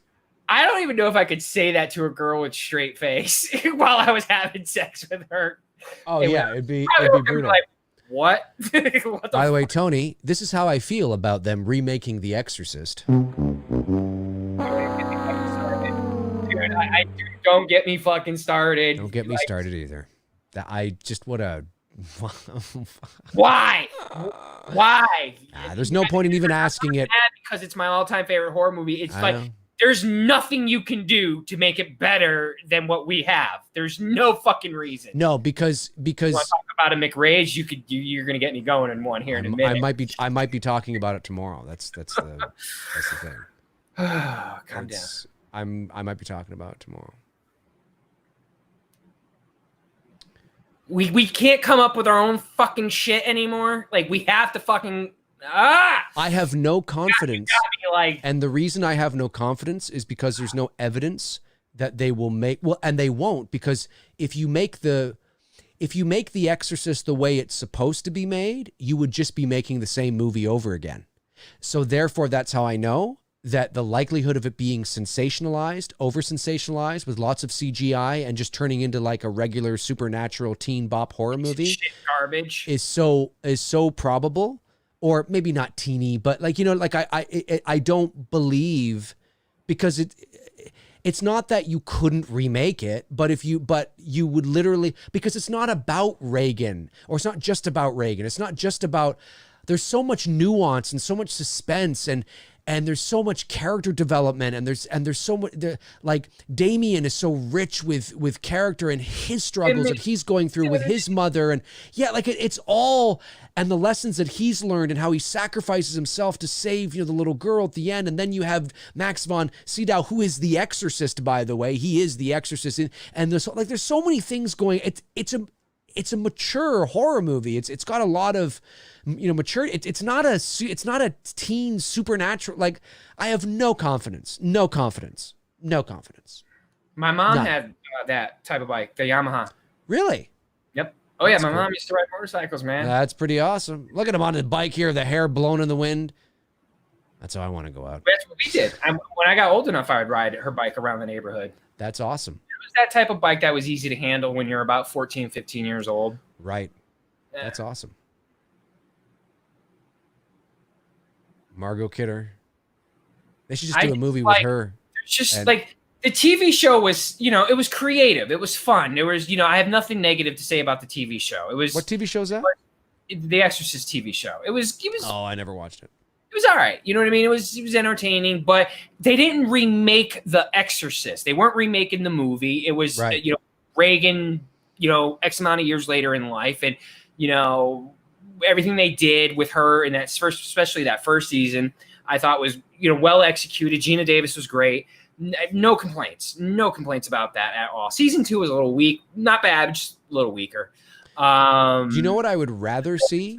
Remake that movie. I'm just sitting there thinking, like, how many possessions have there been in the history of humanity that you could tap into and do a fucking movie on? You don't need to remake arguably one of the greatest fucking movies ever made. You're never going to fucking capture that lightning, that magic of what that movie did in 1973 to the audience when they first saw it on screen, and people were passing out and throwing up and having to leave the theaters crying. Like, you're never going to get that. And it's fucking touch that movie. I don't know. And that we're going to see the demon a lot, often, and early. Right? We're going to see the demon a lot, often, and early. We're going to see a lot of CGI. We're going to see, the spider walk down the stairs on steroids. That's what we're going to see. And but that's not what made The Exorcist creepy. It's what made The Exorcist. I mean, yeah, it's creepy when you, real. But you know what I mean? But what made it CGI. What made it so creepy is what it could mean, is the idea of it, and this little girl, and again, it's a different time. It's 1973. Nobody, it's a different time. Nobody had seen anything like that before. You can't have the same pop culture effect on society when everybody's desensitized. You can't have the same effect. It's gone. It's gone. You can't do it. It will never have the same effect. It's like you'll never have a Star Wars thing ever again. You'll never have you can't. You can have firsts of other things, right? Yep. But you can never have that again. Not because you can't literally remake it. Of course you can physically do it, but it's not the same. It's not the same time. Nobody had seen anything like that. Catholics and Christians aren't afraid to go to the theater and see fucking demons anymore. In 1973, they were petrified. Oh my God. It's like you could never capture the Blair Witch Project in the same way again. You can't do it. You just can't do it. People thought that movie was fucking real. You can't do it anymore. Yep. So that's why it's like you're gonna make, let's remake The Exorcist. Well, what is it gonna be? You know damn well what it's gonna be. You know what it's gonna be. It's gonna be just a supernatural thriller that's gonna come and go, and nobody's gonna give a fuck about it. You know it, and I know it. And will it be good? Maybe, the very least, we might walk away going, yeah, it was all right. It was okay. But we're not gonna walk away going, holy fuck! Oh my God! It's not gonna happen. It's not gonna happen because it can't happen.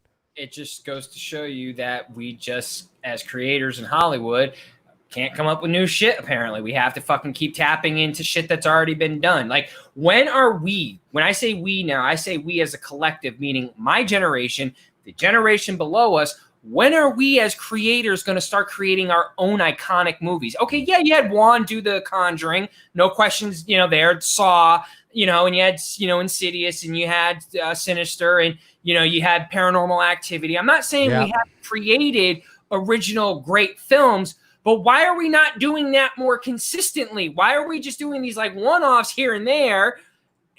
Instead we're going back to Halloween. We're going to go back to Nightmare. We're going to go back to Friday. We're going to go back to, Texas Chainsaw. Apparently, I don't fucking know what they're doing because now they're restarting the whole fucking thing again because. I know. I heard about that too. I don't fucking know. It's getting to a point where I might do a fan film on that because the studios apparently don't know how to fucking make a Texas Chainsaw film, which you can do with 2 hookers and a fucking pizza and a pack of gum. You know what I mean?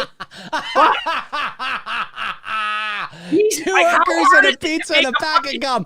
I'm telling you, Tony, you make a Texas Chainsaw Massacre fan film, that has to be your there's your premise, actually. There's your premise, and that's the subtitle. 2 hookers, yes, that's it. 2 hookers and a pizza and a pack of gum.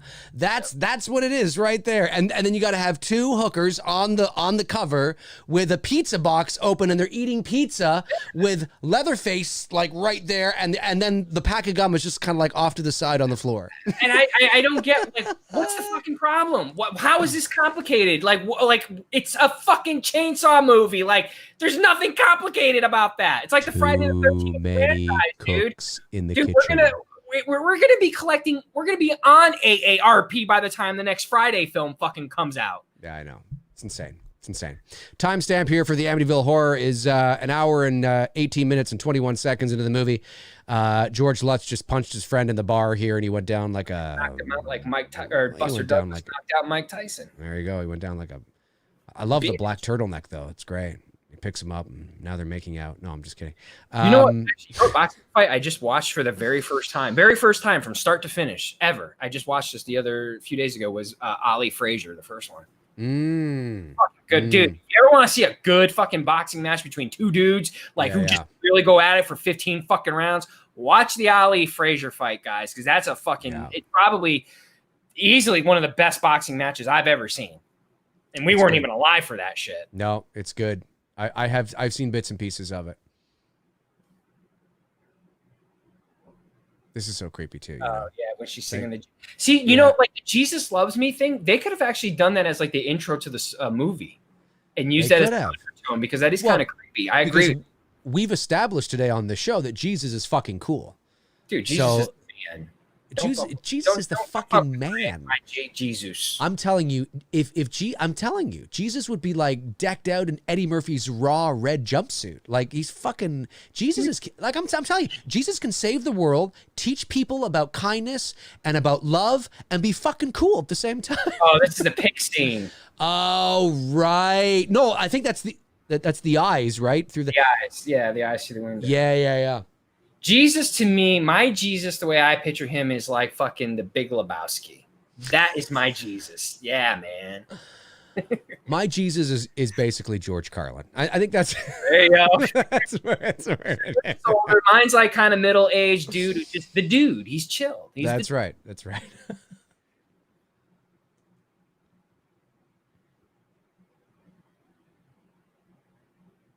She does look like the wife of. She looks a little, of John Candy's wife in Great Outdoors. It's not her. Bit. They similar facial features. Yeah, little bit. Yeah.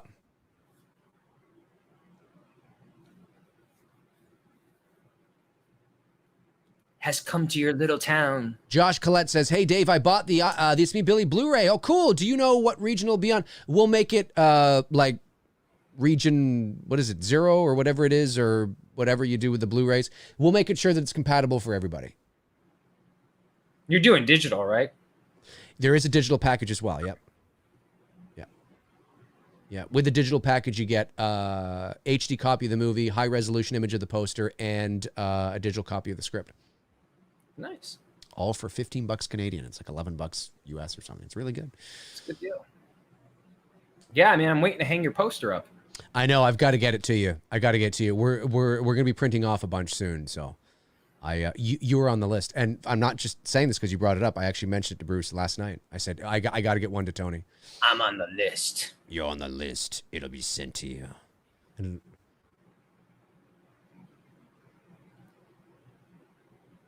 George has just got that look on his face, like he's got the look. I'm gonna fucking kick let me squint the eyes a little bit and get real serious here. George is the kind of guy that if you ever like, he's just, jeez, is he alive? Yeah, he's still alive. What's he doing now anyway? Is he still acting?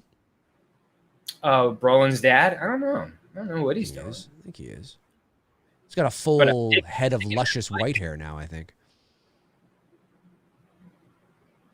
I love it how they simultaneously got to the house theater. Yes, of course. No, they weren't off camera and came up at the same time. No, not at all. You can always tell when they've called action and cut in a scene. You know what I mean? It's like scenes like that. You can always go, yeah, I know where they started there. Right. Yeah. That's right. Filmmaking. Gotta love it. She sounds like she's about to have an orgasm. She man. does. I was just thinking that. She literally sounds like right now, man. She literally sounds like she's about to have like some crazy orgasm. She's getting a little too excited about this place, I think. Just a little bit. Just a little too excited as far as I'm concerned. Come on, knock it off, will you? Who says that? Oh, right. It wasn't a cat, so it's the pig. It's the pig. It's the pig. It's the fat guy out the window. Oh, that was awful. That was bad.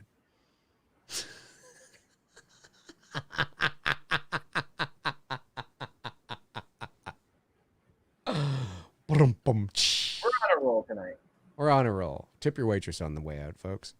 And it's not a city just in China. Just remember that. Tipping. What is it? What is it? That joke go right over my head? Tipping is not just a city in China. Oh, right. I think there should be more Margot Kidder yoga. There's not enough of that in this movie, I think.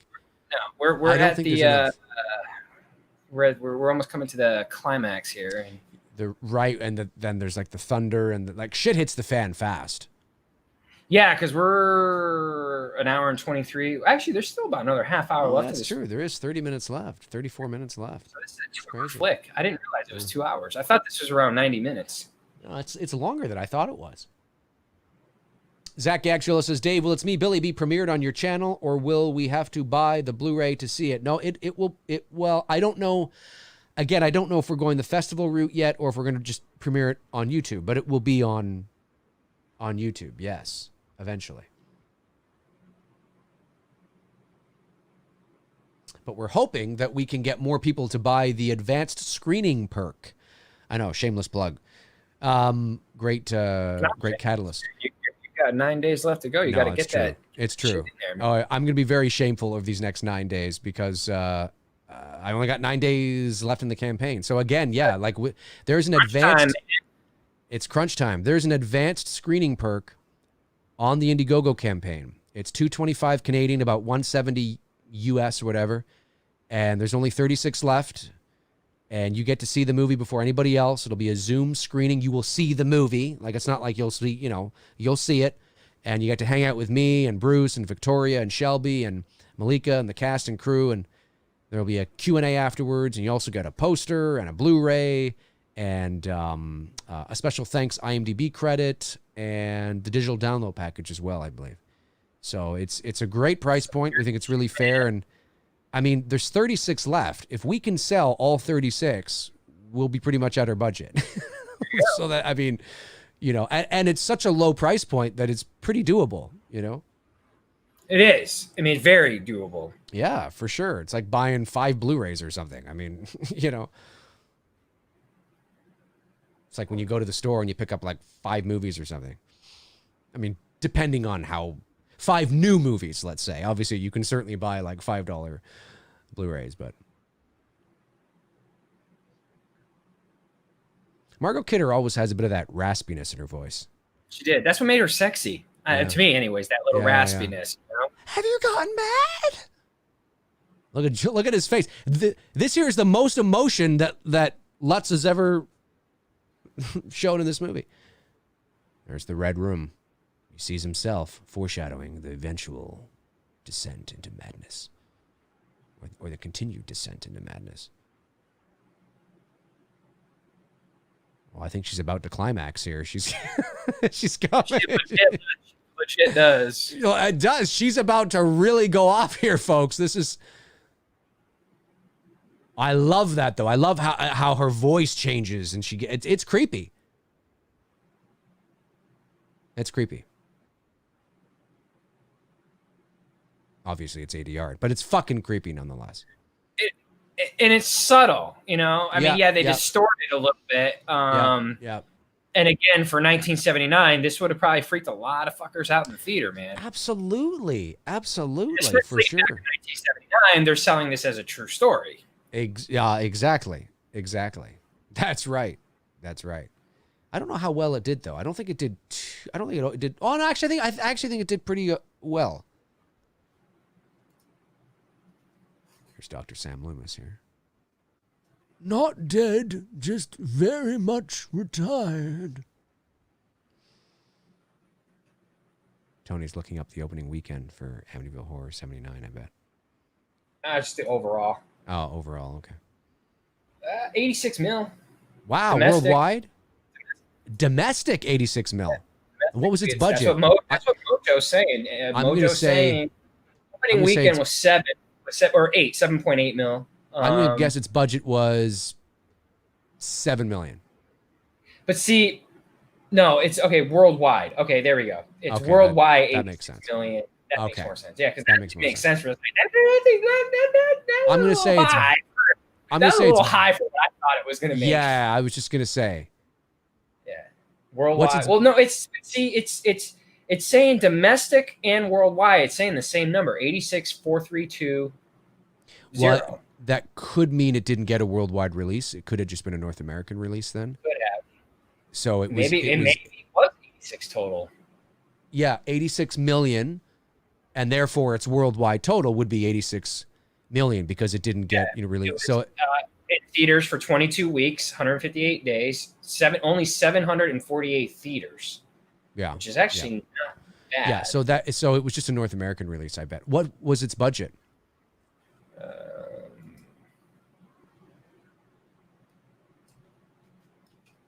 I'm going to say like 7 and 8 and 9 million. 4.7. 4. Okay, I'm a little high. Okay. So yeah, I'm not. I was a little high. I was a little high. I said 7. You said 4. So these fucking critics, man, are idiots. 27%. Come on, it's not a 27%. I mean, maybe I would if I were to have given it a Rotten Tomatoes score, I'd put it in a respectable 55 to 60 range. Right. That's where I would put it. I'm not 27%. It's better than 27%. Right.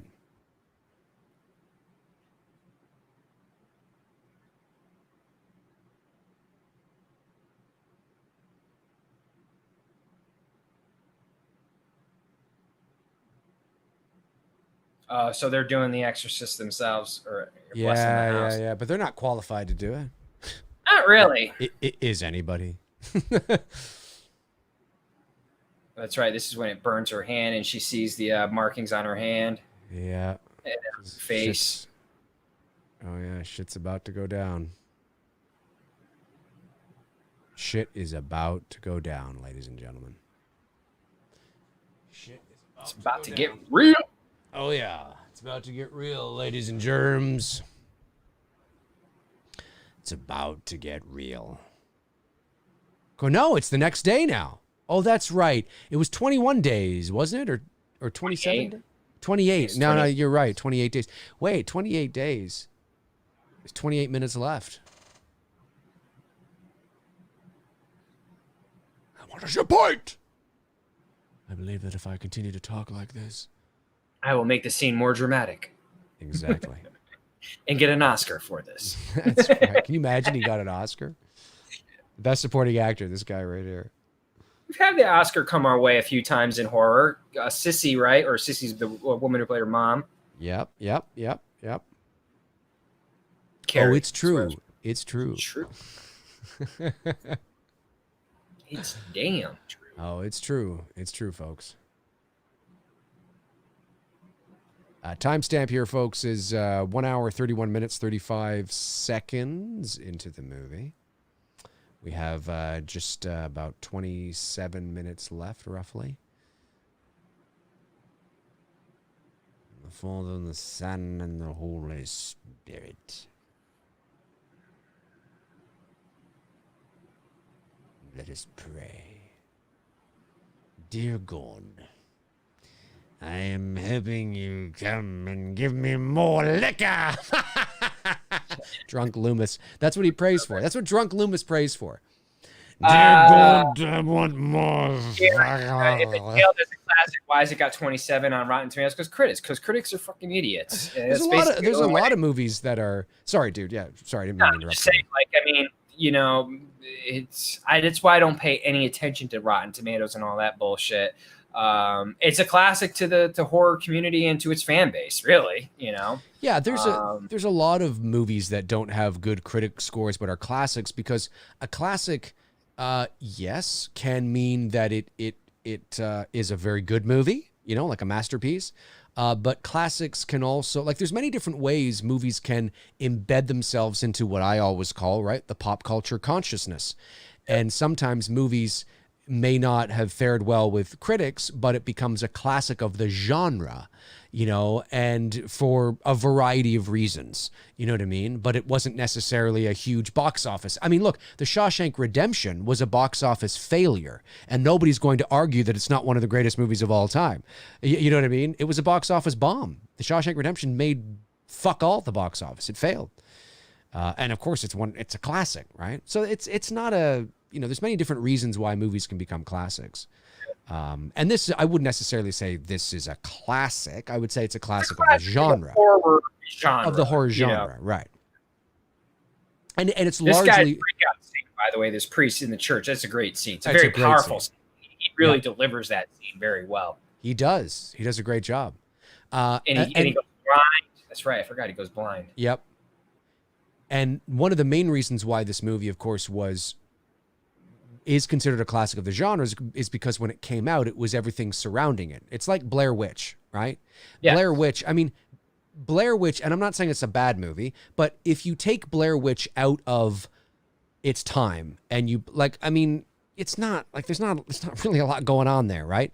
But it's everything that surrounded Blair Witch. It was the marketing. It was people thought it was real. People were throwing up, and because it's so scary, people were throwing up. I was working in a movie theater when it came out.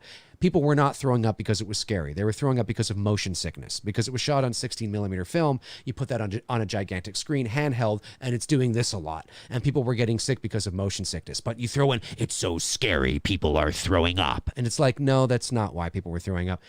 But again, there's a lot of different, and with this, it's based on a true story, the Amityville Horror. And in 1979, it's a different world, a different time.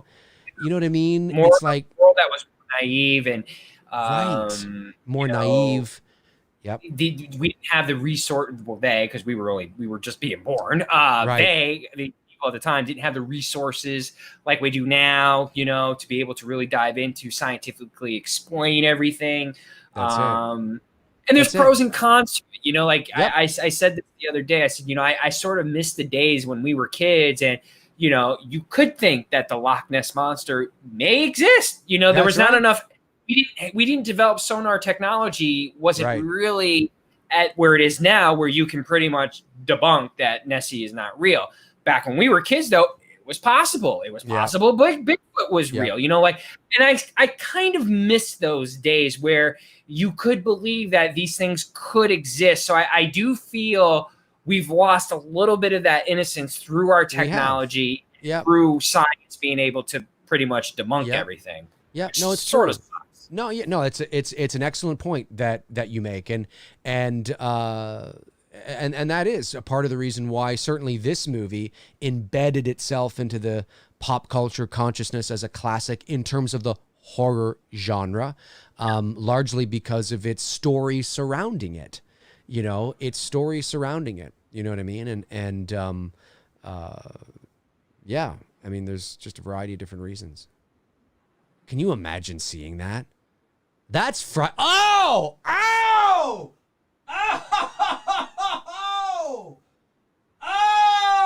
Oh! You should have looked over and been like, asshole. Oh, man, that scene. For those of you that are not watching along, of course, Margot Kidder there, she has a dream that she walks into her kid's bedroom and George has just murdered the kids with an axe. And then she comes over to Margot. Yeah, and puts the axe right into Margot's head, and you see it go in and split in the blood, and then she wakes up, and it's like, oh, fuck. I still think she should have looked over and been like, asshole. Yeah. And he would have been like, what? You killed me in my dream. No more breast yoga for you. Exactly.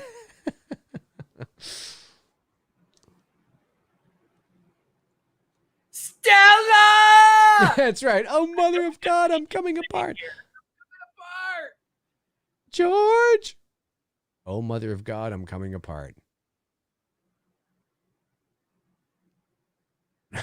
I was just dreaming.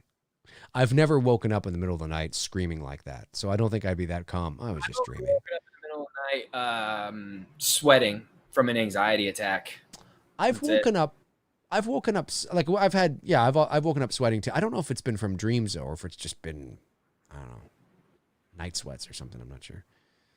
I don't usually have nightmares. And if I do have bad dreams, it's usually like regression dreams or something, like I'm going back to like my youth and, you know, something I didn't like then or whatever. But I don't have like monster dreams where I'm being chased by a monster or like Freddy Krueger. I never have those. I haven't had those dreams. I haven't had monster dreams since I was a kid, and I've never dreamt of Freddy. Never. That I've had where I've woken up in the middle of the night sweating. It's usually because when I'm working on a project for a client that's just got a lot of pressure on me, and I'm not getting enough sleep, and it's that type of thing. Because I'm not. Oh yeah, that's right. He forgot he hit her. The slap. Sorry, dude. All I saw was. I totally forgot about that. And that was a believable hit, man. That was an intense slap. She hit her. You know who would love that slap? Sean Connery. You just gotta slap them. They like to be slapped every now and then. You heard that interview with him, right? How he talks about. I like to just every now and then you spank them or you slap them. They're not playing like Michael Jordan here.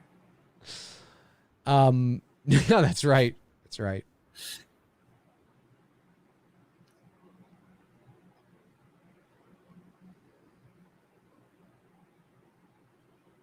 I'm Kathy Lutz. I'm single. My husband abuses me.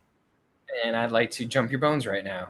See, he's like, that's literally what they're thinking. Yes. He's thinking, oh, it's you, the boob yoga come lady inside. Let's put on some Bee Gees. Bee Gees. Just rocking it down. Tonight, folks, if you haven't heard of the Bee Gees, go check them out. AC/DC. I'm rocking my AC/DC shirt tonight. I like AC/DC. I like their Black album. Yeah. Black album. Yeah, AC/DC is my favorite band. I mean, I don't follow too many other people, but I love AC/DC. Look at that van. George Lutz. Surveyors. That's the van that kids, you stay away from. Yeah, that's exactly it. Kids, you see a van like that, you stay away from it. You remember that growing up? I mean, now I don't know if it's like that anymore, but you remember that growing up? Stay away from the vans. Oh, yeah. Do they have block parents still? Do you remember that? The block parent? We didn't have block parents. We had, wasn't really block parents. I don't know what to describe it. So in our neighborhood, it was more like every 5 or 6 houses, you had a parent who would kind of keep an eye out if we were, depending on where we were migrating to in the neighborhood and whatnot. So I wouldn't necessarily call them block parents. I don't know what you call them. Just lookout parents, yeah. I guess. I don't think you could do block parents anymore because who's to say that they're not just fucking creepy and they want to diddle your kids, But back in the day, I don't know. We're apparently Netflix is trying to normalize that shit. So it's not even. We can talk about that after the movie's done. Fucking crazy. Don't even. Netflix. But you know what? That's not. I mean, it's not just Netflix though. It's not just Netflix. And apparently, normalize that shit. There's a few people that have seen the movie and they're like, yeah, it's actually not nearly as bad as the marketing would suggest. But I still have thoughts No, so you mean that. to tell me no 11-year-old girls are twerking and shaking their ass? Yeah. Well, no, they are. But okay, so you want me as a 41-year-old grown man to watch this shit? Yeah. Dude, I'm going to be honest with you. Well, you know what? I'll save it for after because we're almost done. We're almost done. 17 minutes to go. I'm going to write because I don't want to forget that. Forget that. Oh, he's still blind. That's right. He's blind. Blind. It's a nice cinematography in this scene. And throughout the movie. Good light. Oh, yeah. Really good. Really good. Very simple, straightforward cinematography.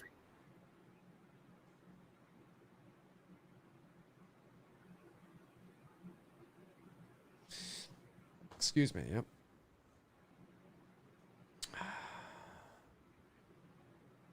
You may be right. You're talking about him like he was a human being. That part of him died last weekend. Last weekend. Loomis just says like dumb shit. What was the doctor's name? Michael Myers is here. The doctor's name that he says that to? Yeah, I know who you're talking about. What's his name? I forget his name. I see his face. Remember my drunk Loomis video I posted a few months back where I was like, Michael Myers is in this town. He's here to fuck that little girl and anybody who gets in his way. Or he says something like that. It's like, holy Jesus. I said that in one of the, because it was drunk Loomis, right? I hear him saying, if Loomis were here. Oh, what's his name? Yeah, it's... Doctor that signs off on Michael being released in Halloween 4. I forget his name. Loomis goes to see him after. I forget his name, dude. I see his face. I fucking hate getting old. Forget shit. Yeah, I forget his name. Simple shit. I forget his name. Hoffman. Yeah, Loomis. Thank you. Frank coming in hard at the last That's minute. it. Hoffman. That's right. Yeah, Frank the Tank going. Yeah, Frank. Yeah, that's it. Hoffman. That's right. That's right. Bloody hell.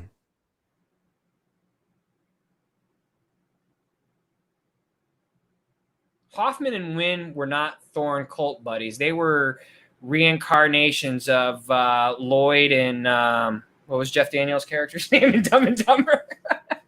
Oh yeah, that's who Hoffman and right. I know what you're talking about. Lloyd and whatever Daniels' character's name was. Lloyd and Harry. Harry. Yeah, that's Harry, who Hoffman and Wynn were. They were Lloyd and Harry. Lloyd and Harry. Riding on the scooter. So should we let Michael out now? Yeah. I want to look something up here. I want to make sure I got that right because sometimes it doesn't. Hang on a sec.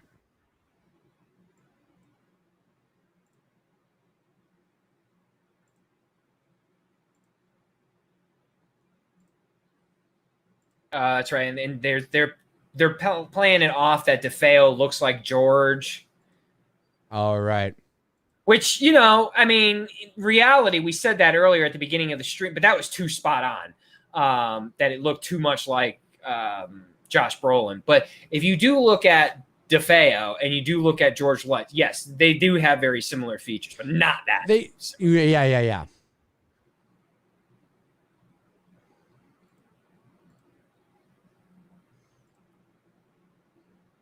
Loving that sunset, man. I can't find it. Of course, it's not sunset where he's at. I can't find it. Anyway. I thought maybe I didn't say that.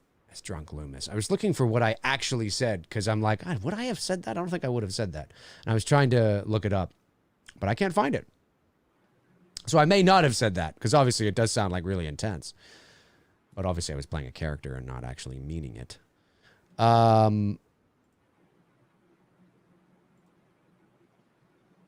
Yeah, this is a great storm. This is a great storm.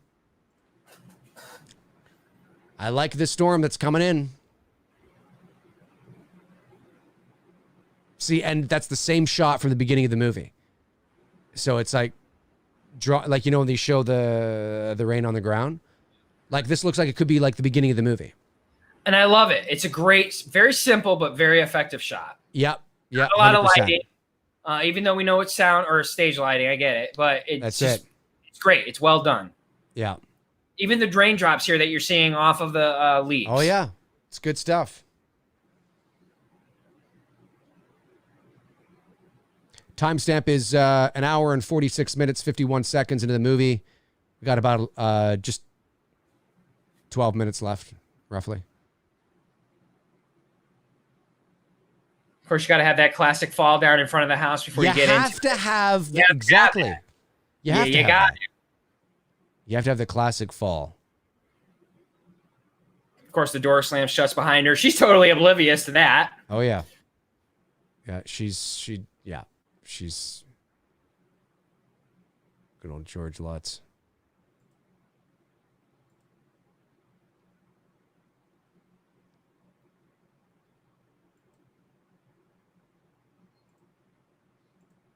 Now George is coming up like fucking Jack in The Shining with that act. Yeah. Wendy! And this is a year before The Shining. Yeah. 1 year. That's right, 1 year. I'm not Here going to comes hurt you. Wendy, I'm going to kick your fucking ass. Here, piggy, piggy, piggy. I know, you can kind of see it. Here, piggy. What? He actually says, here, piggy, piggy? Yeah, he says the three little pigs to her in The Shining. When Wendy's on the opposite side in the bathroom. I thought you meant in this movie. No, I was quoting The Shining. Oh, I thought you meant in this movie. Brolin goes, here, piggy, piggy, piggy. No. Oh.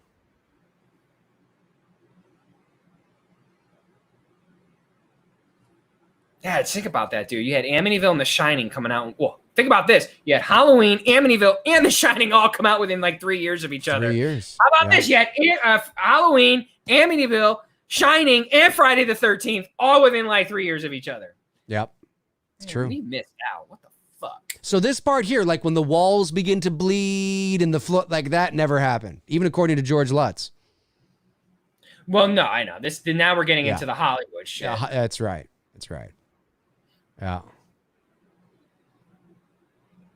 Very Psycho-esque with that music. Whoa! Oh! He literally went to kill her. Straight up. If she didn't move, that axe would have been in her face. If she didn't move, that axe would have been in her face. Yeah, Edwin Swarto, When a Stranger Calls came out within this 79? 3 year. Yeah. A lot of good horror films, man. Like I said, we missed out. children. Even though we get to enjoy them now, it just would have been cool to appreciate them when they first came out. Right. Of course, that blood looking a lot like some raspberry jelly there. It does. It does. It's like I want to take my finger and go. It doesn't look like blood. No. It looks like, raspberry jelly. It's forgiving. It's a cool effect, though. It is. For 79, abso-fucking-lutely. Yeah. Have you checked the children? Now we're going into a little Cujo here. Baby Cujo. It's baby Cujo. Yeah. Oh, blown the windows, blown the eyes out. So now the house has become blind. The eyes of that, or one eye. I'm gonna go down the jelly-filled stairs. Can you imagine? George, do you want a PB&J? Yes, and she's making a sandwich actually on the stairs. That's right. Again, for 79, I like it. It's a very subtle camera effect to make it feel like the house is shaking. Yep. But it's cool. Yep.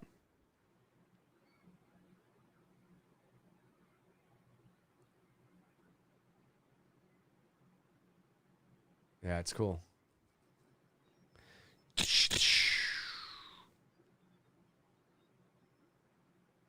pretty cool.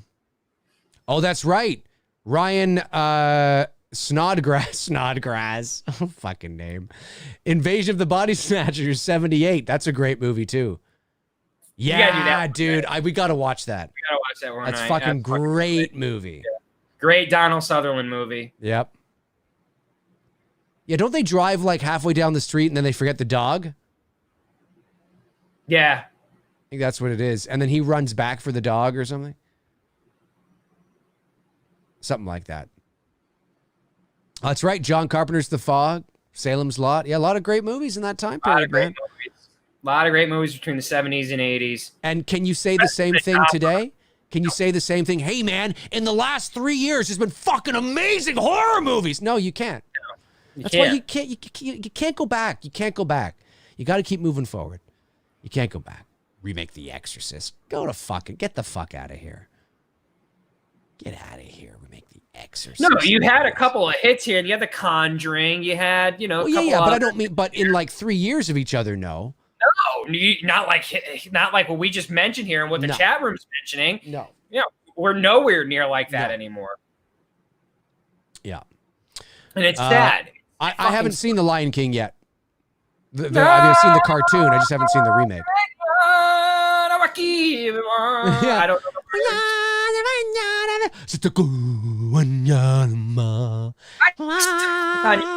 I'm just like, at first I was super excited for it, but then I was like, nah.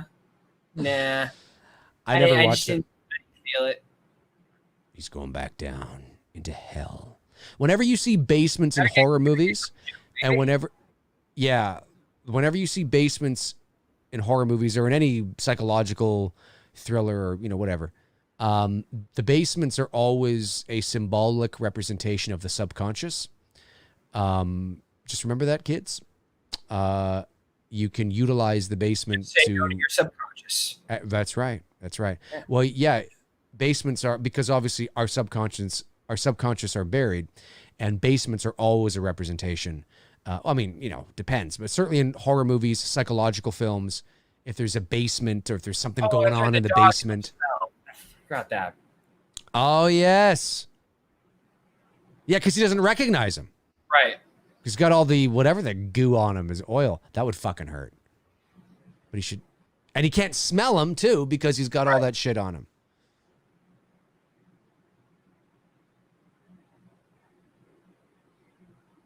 Harry the dog. Harry, it's me. It's me. Boy. Hey, wait, wasn't that window blown out? Oh, continuity. They showed the outside of the house with the window and the glass all intact. It's the beauty making of filmmaking in the 70s. They fuck up continuity. Well, hey, there's a lot of continuity errors in a lot of movies, but yeah.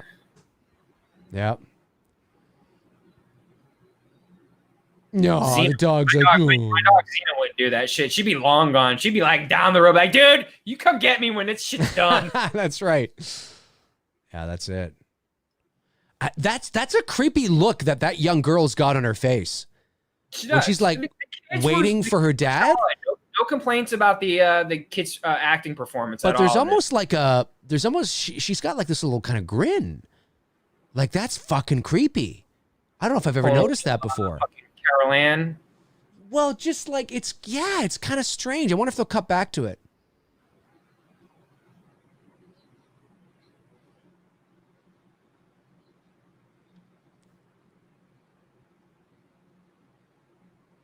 It's coming out of the window now.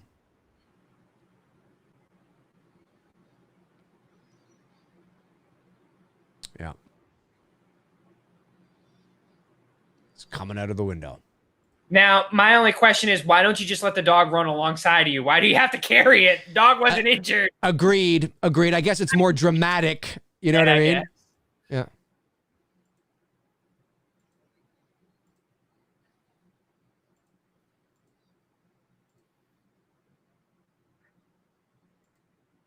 That's right, folks. Every phone number in movie history, 555. Yeah. Yeah. What's your number? 555-6969. Okay, I just found that thing. I was right. I didn't say what I said earlier. I said he's here in this town to fuck your wife and to kill everybody in his way. I knew when I thought I was like, did I really say that? That doesn't sound like me. I don't think I would have said that. I was right. Wow, that was a long movie. It was a very long movie. It was a very long movie. longer than some of the almost 2 hours, almost 2 hour flick, and I think there were some moments in this that they could have chopped out. There's a little bit of fat that they could have thinned out from this film. I think you're right. I think you're right. You know, watching it again, I think it probably could have. Yeah. Yeah, I think you're right. Okay, hey, before we go to your questions, we'll take some of your questions here for a little bit. Get those super chat questions in if you want. I don't think any actually have come in yet. There was a few. There was? Oh, yeah. Well, then I got to go back to the other fucking thing, and I got to go back to the other fucking thing and see if I can find them. I don't recall, but let me, I don't recall. So let me go back here. Okay, this fucking cuties thing. Oh yeah, we're gonna talk about that for a minute. We are. We are. Okay, now look. Super chats. Let me see all here. No, just one. Just one came in, and it was Matthew Ferresi. Okay, we'll get to that in a second. Okay, so here's the thing. Now, I've not seen the movie. Okay, I haven't seen the movie. I have no idea what I would think if I watched the movie. I always try to be as objective as I can. But the synopsis is the synopsis. And it's supposed to be this coming of age film. Okay. 11-year-old girls. Okay. Hypersexualized. Yeah. And the it's a French film. The French poster is very different from the Netflix one. It's not sexualized at all. So Netflix, for whatever reason, decides to put 4 or 5 twerking 11-year-old girls on a fucking poster. And Which I'm looking. They do wear the outfit in the movie in their dance contest. So that's in the fucking movie. Yep, it's coming. Yep, a movie, by the way, that's rated TVMA about 11-year-old fucking children and a twerking. Dude, I'm not. Let me. I hear you. I hear you. And I look at this poster and I think to myself, well, this isn't an artist's rendition. This is an image.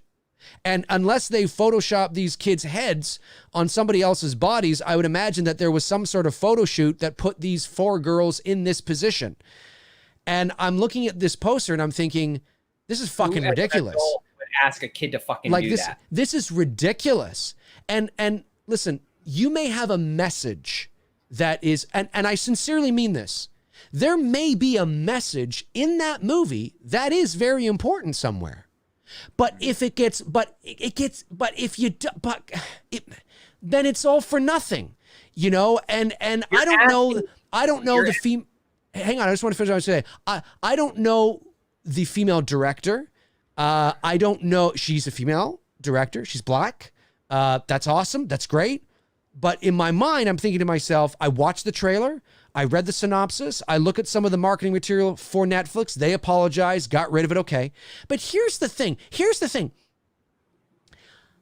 I would never, if that came across my desk, approved that. Who the fuck is approving? Who thought that was a good idea? I'm thinking in the casting call, like, hey, can we just get a bunch of children in here and can you twerk for us? Well, that's what I mean. They're 11. Right. They're 11. It's like, what the? And the parents.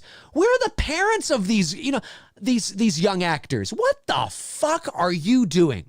What the hell are you doing? Who owns Pedoflix? Netflix, okay? And you're approving this type of content to be brutal. On your fucking platform. It's brutal. Okay? And here's the problem. Now, again, I'm not saying that. Nuance, people. I'm not saying that it's okay. I'm just saying that if There's the movie, okay about this. Exactly. But if the movie is nowhere near as bad as it may seem, well, then it's all for nothing. Because right out of the gate, you're sexualizing these children, and all this marketing and everything. Yeah. Sorry? Even with the way these girls are dressed in the trailer, I'm like, right. Why are you asking adults to watch this? Dude, because do you remember that children can't watch this because this is it's supposed to be TVMA movie. So you're not marketing it for children. You're marketing this for adults to watch. Why am I, as a 41-year-old man, gonna sit there and want to watch an 11-year-old girl in a fucking crop top and fucking tight-ass pants twerking? Exactly. Like, are you fucking kidding me? Like, I just seriously want to go to Netflix and literally fucking smack them so hard back to their fucking factory settings of common fucking sense. Factory settings, I love it. But you're absolutely right. And look, I don't know if it now, you know, I felt the same way. Now, I felt the exact same way for a different reason, but I felt the exact same way. What was that movie that came out? Was it last year or the year before? It was those young boys that were discovering their, you know, they were like, I don't know, 12 or 13 or something. What was that? Dude, I try to stay away from that shit. What the hell was that movie, guys? Chat room will know. There was a movie that came out like last year or the year before. There was a bunch, there was like young kids. They were like swearing, and there was like, you know, it was a lot of like, you know, discovering who they were. What the hell was it? Was it called like something, got an H in the title or something? Or what the hell was it? I think what really upsets me more, dude, is the fact that there are Hollywood people defending this movie and saying that this is okay for us to fucking watch and that we should embrace this. I'm like, what is okay about watching any of this? Like, how, like, you know what I mean? And it's not like being political and shit, but it's just like, there's nothing okay about watching this. And there's nothing that you're going to sit there and try to normalize pedophilia to be that this is okay. Well, it's a pedophilia's, you know, wet dream.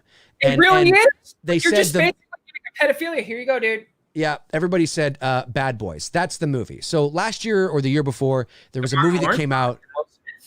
Sorry? Martin Lawrence? No. There was a movie that came out. I think it was called Bad Boys. I think they're right. Bad Boys 2000. No, okay, it wasn't Bad Boys. It was something. What was it called? It couldn't have been Bad Boy. Oh wait, Oh, Good Boys. They're saying Good Boys. Good Boys. Okay, thank you. Good Boys. That's it. Okay, so this movie comes out, Good Boys. Okay, I watched the trailer. I haven't seen the movie. I watched the trailer, the red band one, right? Because that's, you know, you get all, you know, all that. Listen, I was a kid. Okay, we all were kids. I'm a guy. Were you worried about your sexuality at 11 years old? No. I'm talking about this other movie though. So no. But I'm just saying, like, we were kids. When you're a kid, when you're 11 or 12, are you swearing? Yes, you are. Are you in the playground saying, fuck you, man, a blowjob, blah, blah, blah? Sure. I think the biggest move I did was like I held a hand and maybe I kissed someone. That was it, like a peck. Yeah, but here's the thing. It made me incredibly uncomfortable as a 41-year-old, or 40 at the time, year-old man to watch a movie that is centered around young boys like 12. Like, it's one thing watching Superbad where they're like teenagers on the cusp of college. Okay. Right. It's another thing where you're watching adolescents, you know, on the cusp of being a teenager, discovering boobs and sex and talking about pussy. And like, I sit there and I think, I don't want to watch this. I feel like I'm watching my sons. Right. Like my little kids. Like, I don't need that trailer for Good Boys made me feel really uncomfortable. And I'm watching guys going, I'm listening to reviewers saying it was fucking funny. I have no doubt that the situations are funny.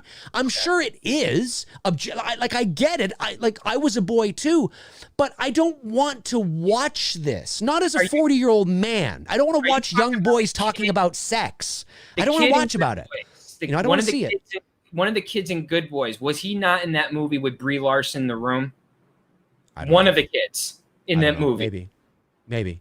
Somebody in the chat room help me out. If it's the movie that I think I'm thinking of now, I think I know what you're talking about. And yes, I agree with you. Yeah. So yeah. And the thing is that it's not the same kind of movie as Cuties, okay? In the sense that but it was, you know, it's about these boys that are saying things and swearing, and it's like I feel uncomfortable watching it. They're children, you know. Like, I feel it's like I don't want to fucking watch this. I'm a 40-year-old man. I don't want to watch an hour-and-a-half movie of kids talking about sex and pussy. I don't want to watch that. I'm sorry, and I'm not saying that that's all that's in the movie. I'm not saying, and I'm not even saying that I wouldn't chuckle from time to time. But when I watched the trailer, based on that trailer, I was like, yeah, this feels wrong. They're too young.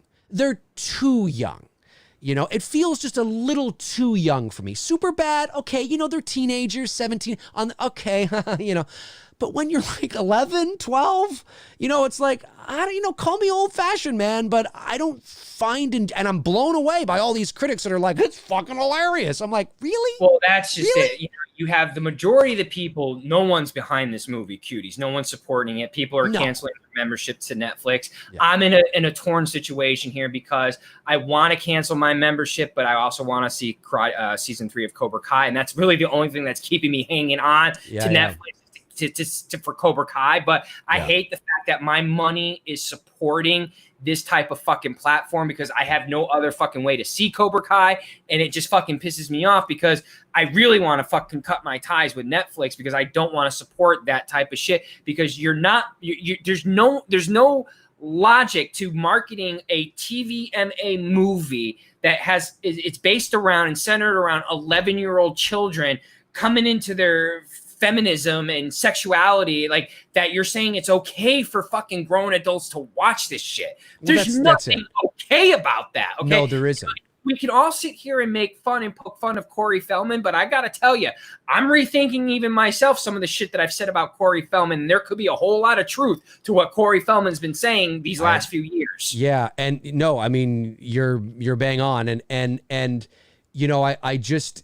And these things are insidious, and I don't say that word because it's a, you know, oh, it's like the horror. No, it's a real word. I mean, you know, and what worries me is that, you know, you go Superbad, okay, you know, you know, but then you go to like Good Boys and Cute. It's like, how young are we going here? What's next? 8?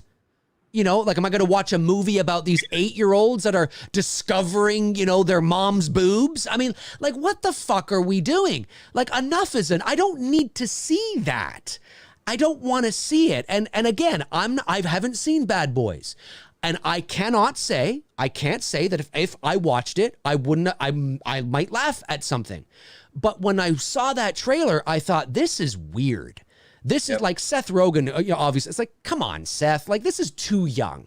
Like, I would never even want to work with kids as a director and saying, okay, now, you know, little Johnny, who's 11, say pussy. I mean, like, it would just feel weird. It'd be like, I can't direct these children to say those things. They're children. Mark my words, dude. There will be a movie on the horizon that will be made that will show a romantic love affair between, I'm not saying it will be as young as 11, but I will guarantee you it will be between the ages of 13 and 14. It will be the girl and it'll be an older man, and they'll try to pass it off as this great romantic love affair. It's going to fucking happen. Yes. It's on the horizon. This is what Hollywood is trying to fucking say to us, that this is okay. And I'm just like, and you know what I'm worried about? Is that it's going to become so and people might think, you fucking watch. You watch that eventually down the road, it's going to get so crazy and so fucked up that pedophilia will just be a choice. It's my preference. It's my preference. But that's what I'm worried about. It's a preference. Pedophilia is my young boys, that's my preference. You know, and I'm not saying we're there yet. My preference, like, what? I'm not saying we're there yet. But come on, think of the world we live in, folks. If anybody's like, no, that would never come on. Okay, look at the world we live in. Yeah, no, for real. Think of the world we live in. Like, I mean, you know, it's fucking sick. It's sick. This is why. You know, Dave may sound like he's being repetitive when it comes to the funding and campaign. There's an but there's an integrity that's being lost, you know, when it comes to these movies being made. And you do have good people out there like Dave and myself and other, you know, content creators who want to continue to make movies without any of this fucking garbage that's fucking attached to it. And we can do it, and it's through you guys, the fan base, who support us and donate to fund our projects so that we can make these movies for you, so that you're not hearing any of these fucking Kevin Spacey bullshit behind the scenes and fucking all this fucking other nonsense of fucking kids being diddled and fucking all this dumb shit like that. You know what I mean? Like, brutal. It really makes it difficult because you're fans of something. We're all fans of the horror genre. You know what I mean? That's why we're all here. We love, horror movies and stuff. But they make it so fucking hard for us to want to support the industry because of this dumb bullshit that they fucking keep doing, and they think it's just okay to do. Yeah, I agree.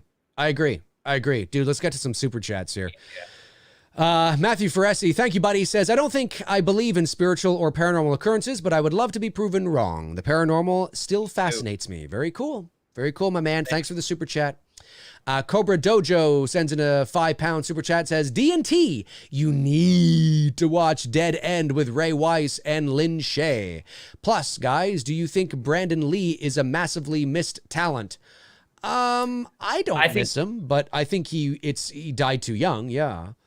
He definitely died too young. The Crow was obviously launching his career, and it's unfortunate to see because it would have been interesting to see what he would have done because I think when you look at his dad, Phoenix. Yeah, like River Phoenix, exactly. Except River at least had a few. That's true. That's true. Where Brandon was literally, the Crow was like, I mean, I know he did Rapid Fire and he did a couple other flicks, but the Crow was really his big, launch into stardom. Yeah. And honestly, people are gonna probably be like, "Well, I can't believe you're saying it." I think as far as acting goes, I think he had more range than his dad. Now, I'm not saying as far as martial art talent. No, I'm not saying Brandon had better martial arts talent than Bruce. But as far as range and capability, I think Brandon Lee, had he not been killed, he would have been an A-list actor for sure, because you can see his performance in The Crow. Dude was on the horizon to becoming a solid, decent actor. Whereas Bruce, I think Bruce, unfortunately for him, if he didn't die so young either, he would have always been typecast into those like Jackie Chan type karate fucking type movies. That would have been Bruce Lee's fucking, in the Arnold Schwarzenegger or Stallone action type hero for karate movies. Whereas Brandon, I think Brandon could do karate, he like Rapid Fire. He could do drama like The Crow, and I think he would have evolved into a lot of other stuff, which is, unfortunately, we got robbed from that. It is. Before we move on, I just want to address this. Aaron Click says, good boys, just reflected what kids that age say and do. There wasn't anything creepy about it, but look at the poster for the upcoming Netflix movie Cuties. Now that's exploitive. Well, here's the thing. You're not wrong with what you just said, but that doesn't mean me as a 40-year-old man wants to watch boys who are 11 talk about pussy. That's my point. And I said that at the beginning. I said, yes, that is what kids talk about. I was 11 and that's what I was saying too. But my dad wasn't coming over and going, can I talk about it with you?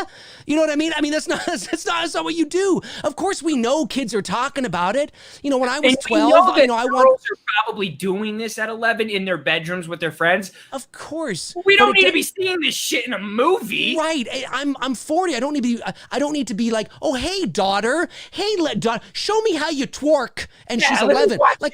I don't need to see it. That's the point, right? It's not that these isn't happening, that kids, who are 12 are not like, thinking they're cool and they're like, oh, wow, she's hot, or, I bet you she shaves, or, how kids are, right? Kids say those things, I told you the stories, man. I had the Fisher Price chainsaw thing running around the house pretending I was Leatherface when I was like 7 years old. And, I make the fake glove knives. Like I was pretending I was Freddy and stuff. I'm not saying in the privacy of our home, I'm not saying we didn't do shit like this, but when you're trying to market it and profit from it, that you want us to watch this as grown adults and say that this is fine and acceptable, like right, because it's not a kids movie. Like the kids that were in Good Boys are not old enough to go see their own movie, right? Like there's something fucked up there. Because it was rated R. So, at least I believe it was rated R, if I'm not mistaken. So, who's it for? Who's it being marketed for? So that's what I'm talking about. It's not about trying to hide it. It's not about that. Yes, young boys say those things, but me as I'm 41 years old. I don't need to watch an 11-year-old, somebody who's like could be a son, right? Or a daughter. I don't need to see it. I know it exists. I would hope that good parents don't allow their 11-year-olds to twerk, but I don't need to see it. And I don't need to walk into my son's, room with his 12-year-old buddies and sit there and go, so let's talk about the girls you like and talk about how hot they are. I don't need to see that. It's the same thing I felt when I was in college. I went to a strip club and I was sitting there, and listen, if you have this kind of relationship with your dad, knock yourself out. But I was sitting there. It was my first year of college. We're sitting there. And behind me, there was this guy about our age with an older guy sitting at, of course, what we call perverts row, right at the stage, right? Yeah. And we were sitting sort of a bit back at a table, and the waitress came over to us. We ordered some drinks, and I heard, but we're close enough to them that I could hear them. And she walks over to them, and they're like, "Would you like anything?" And she's like, I'll have, I don't know, I'll have like, I think he said like, a Canadian or whatever. And he's like, Dad, do you want anything? And I remember sitting there thinking, Dad? Like, it just felt like, so you're sitting there with your dad oogling at women our age? Like, listen, if I see somebody who's on TV, who's 25 years old, who's very attractive, me as a 41-year-old man, do I think, wow, she's hot? Yeah, I'm not dead, and she's of age. Of course, but I don't want to be sitting with my son oogling at it just feels wrong. Oh, look, son, isn't she hot? Ooh. No, I totally agree. I never it's felt so fucked up to me. I never felt there's a line about that shit to my father anytime. I never talked about my personal life like that to my dad or my mom. Like that's like, no, that's just weird.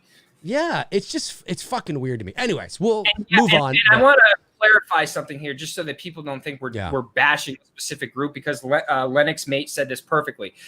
Unfortunately, there are parts, that's the key thing there are parts to the left that are trying to legitimize the acceptance of pedophilia, calling them MAPs, minor attracted persons. And that's true, because there's a lot of people that I know who are liberals, who are on the left, that are not supporting this. It's that extreme way to the other side, Alyssa Milano, fucking, you've lost your fucking nuts and bolts up here, that are saying that this shit is okay. But there are people who, you would call them liberals or leftists that, they're not. They're like, no, dude, this is, we're crossing lines that we shouldn't be fucking crossing. Yeah, it's all about the line. I don't want you to feel like we're bashing a specific side, or but no, it's not. No, it has nothing to do with that. Left or right to know what's morally right and morally wrong. Okay. Right. Of course. Okay. Moving on. Let's see here. The Film Addict says, thank you, buddy, for the super chat. Do you guys think Halloween Kills is in trouble at the box office because of the Batman?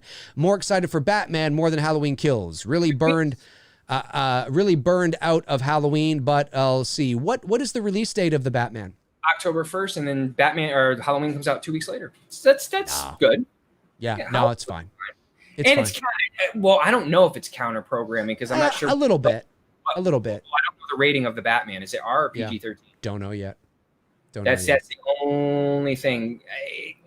And with the positive feedback that it's been getting, I'm wondering if Matt Reeves is going to try to tone it down and get it to that PG-13 rather than going for the R. Because it's getting a lot of good feedback right now. And if he goes R, not that he's not going to do well with it. If you go R, you're going R. You got to commit to it, and that's it. Whereas if you go PG-13, you can get some more. You're going to get some more money at the box office. So he's got a lot to decide on here with that now, especially because of the positive feedback that he's getting. So if he goes PG-13, then it's counter programming. Then it's nothing to worry about. But even still, 2 weeks. The first 2 weeks of October, Batman's going to rule the box office. Everyone's going to want to see it. But I still think Halloween. I think Halloween should dethrone it. I mean, it all depends on the trailer, which. I don't think Halloween will dethrone it. I think Halloween will be second that weekend. The Batman will be. Well, it all depends how good the Batman is. And if it's really fucking good, Batman will be number one that weekend too. Halloween will probably be second. Yeah. Maybe. I mean, maybe not, but that's kind of my feeling on it. Blood Red Skies, thank you, buddy. Says, thoughts on The Mask with Rocky Dennis. Thoughts on The Mask with Rocky Dennis. Now, is that the one with Cher? Because I haven't seen that. If I could turn back time. I think that's the one you're talking about. Yeah, it is.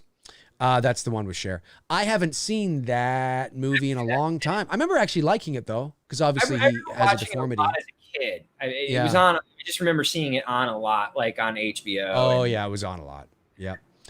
Daniel Hirel Thank you, buddy. Says, yo, Dave, I live in Jersey and work in New York City. Your shows have got me through many long commutes. Big love for you, man. But Dave, well, thank you so much, Daniel. Appreciate that. I'm glad that I've gotten you through those long commutes. Living here in Toronto, I definitely know how those long commutes can be. So that's awesome, man. Thanks so much. Cobra Dojo sends in a £5 super chat and says, do you guys think the Planes, Trains remake is pointless considering Todd Phillips already did it in 2010 with Due Date? I haven't seen Due Date. Bad for you when I heard that announcement. I was like, well, it's funny, you know, I said on my show, I'm not as upset about it as I thought I was going to be, but I'm not happy about it. You know what I mean? You're not going to capture the same magic that John Candy and Steve Martin did. You're just not. You won't. You know? You won't. And people are like, oh, now you're just being racially insensitive. No, it's just like, dude. Whoever says that, God, who are these people? It's 2020 now, and if they're going to cast African Americans to play the leading role, now I'm going to be racially insensitive, you know? And it's just like, no, you're taking a classic film that doesn't need, like The Exorcist, like I said a little while ago.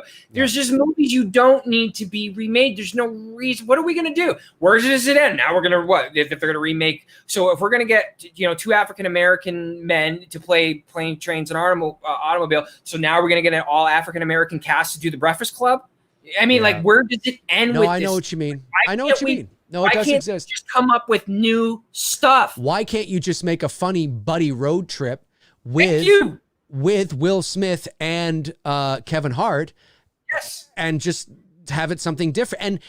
And listen, if there are parallels, that's fine, you know, like, well, then it really is, you know, but if there are parallels to Planes, Trains, okay. But why don't you just, make something different? I don't know. I just want to see new shit. I'm tired of just like, why do we have to remake classic films that's already been done? You know what I mean? I agree. Sweet Tea sends in a very generous super chat. Thank you, Sweet Tea. Says, for the channel, my friends, y'all are so right about Hollywood. Be safe, my friends, too. Well, thank you so much, Sweet Tea. Really appreciate you supporting the channel like that. I just want to piggyback off of the Planes, Trains thing too, because, you know, back in the day, we came up with some great African-American movies, dude. We had Boys in the Hood. You had New Jack City was a great film. You had Menace to Society was a great film. Juice, Poetic Justice. I mean, in the 90s, dude, we were cranking out a ton of original content. Yeah. Why do we feel the need that, like, I mean, what are you strapped? Are you I mean, no pun. Friday, another one. Like, why do you feel like, because I feel like we're in this thing where, like, we're rewriting things because we shunned people back in the day. So we're going to do everything that you all did, but we're going to do it our way now. And it's just like, why can't you just create your own? You've made plenty of them that I love, that I have in my movie collection, that I'm a huge fan of. Like Dave said, why can't you come up with your own buddy road trip movie? You know what I mean? Like, why do you have to remake Planes, Trains? It just doesn't make sense. I agree. There's not anything there I don't agree with. Southpaw 82 says, how would Joaquin Phoenix Joker fit into this new Batman? I'm such a hardcore DC and Batman fan, I can't help but love the idea. Well, I don't know, because we don't know what the Batman is like yet. So, I mean, tonally from the movie or from the trailer, I mean, you know, there's potential of that what if, but right now, I mean, the Joker, let's be real, very different. When Pattinson goes fucking psycho on that dude, if that's the version of Batman that we're getting, in this film, all right, you look at Joaquin's Joker, he's frail and bony, like there's no chance that he would stand up toe to toe against Pattinson's Batman. I don't think the Joker, you would have to. Well, yeah, he does. I mean, you look at Dark Knight and Heath Ledger. They sort of have a fight with each other. Jack's Joker doesn't really go at it with Keaton. I think Batman always has the upper hand physically, though, and Joker's more just his intellect, right? It's his tricks and his sneakiness. It's tricks, it is sneakiness and whatnot. I'm not saying it's totally off the table. I think I have, like Dave said, I've got to see the movie. I've got to see how it plays out. Certainly, aesthetically, it looks like it could fit easily in the same world. It has that realism, although like everybody else has been saying, I got a huge Seven vibe from this film, and everybody's been saying that same thing. Yeah. Which we knew. We knew that Matt Yep. Reeves was taking the True Detective, and I said this earlier. It reminded me of two of my favorite graphic novels, the Long Halloween Batman. If you haven't read that, check it out. And year one. It definitely reminded me of those two, in Batman in his early days and the True Detective style. But I don't know. I don't see it off the table, but I don't want to force it in there. It's got to fit organically because, I know people are also saying William Dafoe, but I don't even know if that, you know what I mean? Like, wherever he is at the end of the film will as far I'm saying he, meaning Pattinson as Batman, wherever the character arc is at that point, that will dictate to us the type of Joker that we need for the film. Right. Because what I'm hoping for is, and it'll be a dark film, but I want it, is that we get a death in the family. Now, a death in the family is when they kill off, or Joker kills Robin, back in the 80s comic. And I'm hoping that Matt Reeves, goes down that road, with this franchise, because I know that they are talking about bringing Robin into this, but I'm hoping that they take that chance and take the chance of the whole death in the family. And if they do a death in the family or a type, story type of a death in the family, Joaquin could certainly fit into that easily, because Joaquin got batshit crazy by the end of Joker, and if you haven't seen a death in the family and what Joker does and how he tortures Robin, not spoiling anything for you, but that's more or less what he does before he ultimately blows him up and kills him at the end. Yeah, certainly. But it depends on, it's hard to say based on a movie that's only been 30% made and without seeing enough of it to know, like, okay, which Joker is going to work. And I think, again, what I was just, concluding with here is, wherever they end his arc at the end of the first film, that will pretty much dictate which Joker we're going to get. True. Yep. Absolutely.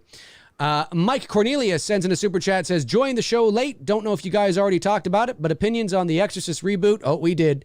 I personally think it's one of those movies you can't reboot, remake. Love you guys show. Thank you so much, Mike. And yes, we're in full agreement with what you've said there. Yeah. The Exorcist, I said this earlier, The Wizard of Oz, Jaws. There's just movies you don't need to. There's like planes, trains, and automobiles. You just don't need to remake this shit. There's no need for it. Blood Red Skies says Leonardo DiCaprio is Chief Brody. He's 45 years old. No. The only type of new Jaws movie, I've said this before, is the 1916 story. That's the only new fresh take on Jaws that I would want to see, because that's a true story. And if you follow up or watch the documentary on the 1916 story, there's a lot of Jaws element into what they brought into the movie, but there's also an original story there, and it's connected to the fucking Brody family. That's it. Yep. Mendel Goodman sends in a super chat, says, Tony, do you like what Stranger Things did with the kids starting to get into girls and dealing with it? Yeah, I mean, that kind of reminded me. That was me, dude, when I was trying to figure out girls when I was at that age. Because what? I can relate to that. You know what I mean? And I don't mean it in a weird way, but like Stranger Things is an exception to the rule, because Stranger Things was not pushing children's sexuality on us. It was a coming of age TV series set in the 80s, where a lot of us 80s kids could look back and go, dude, we did that shit. Yeah, that was so us. Like, you know what I mean? It wasn't like what these other fucking movies are trying to push on us. So when they get to the point where Mike and Eleven start to have their little bit of a romance, and it was very innocent. I'm Dave, you can relate. When you're first discovering girls, it was awkward, and that's what it was like. And yes, there you could watch that, and it's easily relatable. Well, because it focuses on the innocence of childhood. Right. And rather than the schoolyard antics of childhood. Yes. So, what Bad Boys does, or Good Boys does, excuse me, is focuses, on it's not that those words didn't come out of our mouths at some point, or it's not that, but to make an entire movie about it where it's like, Stranger Things, listen,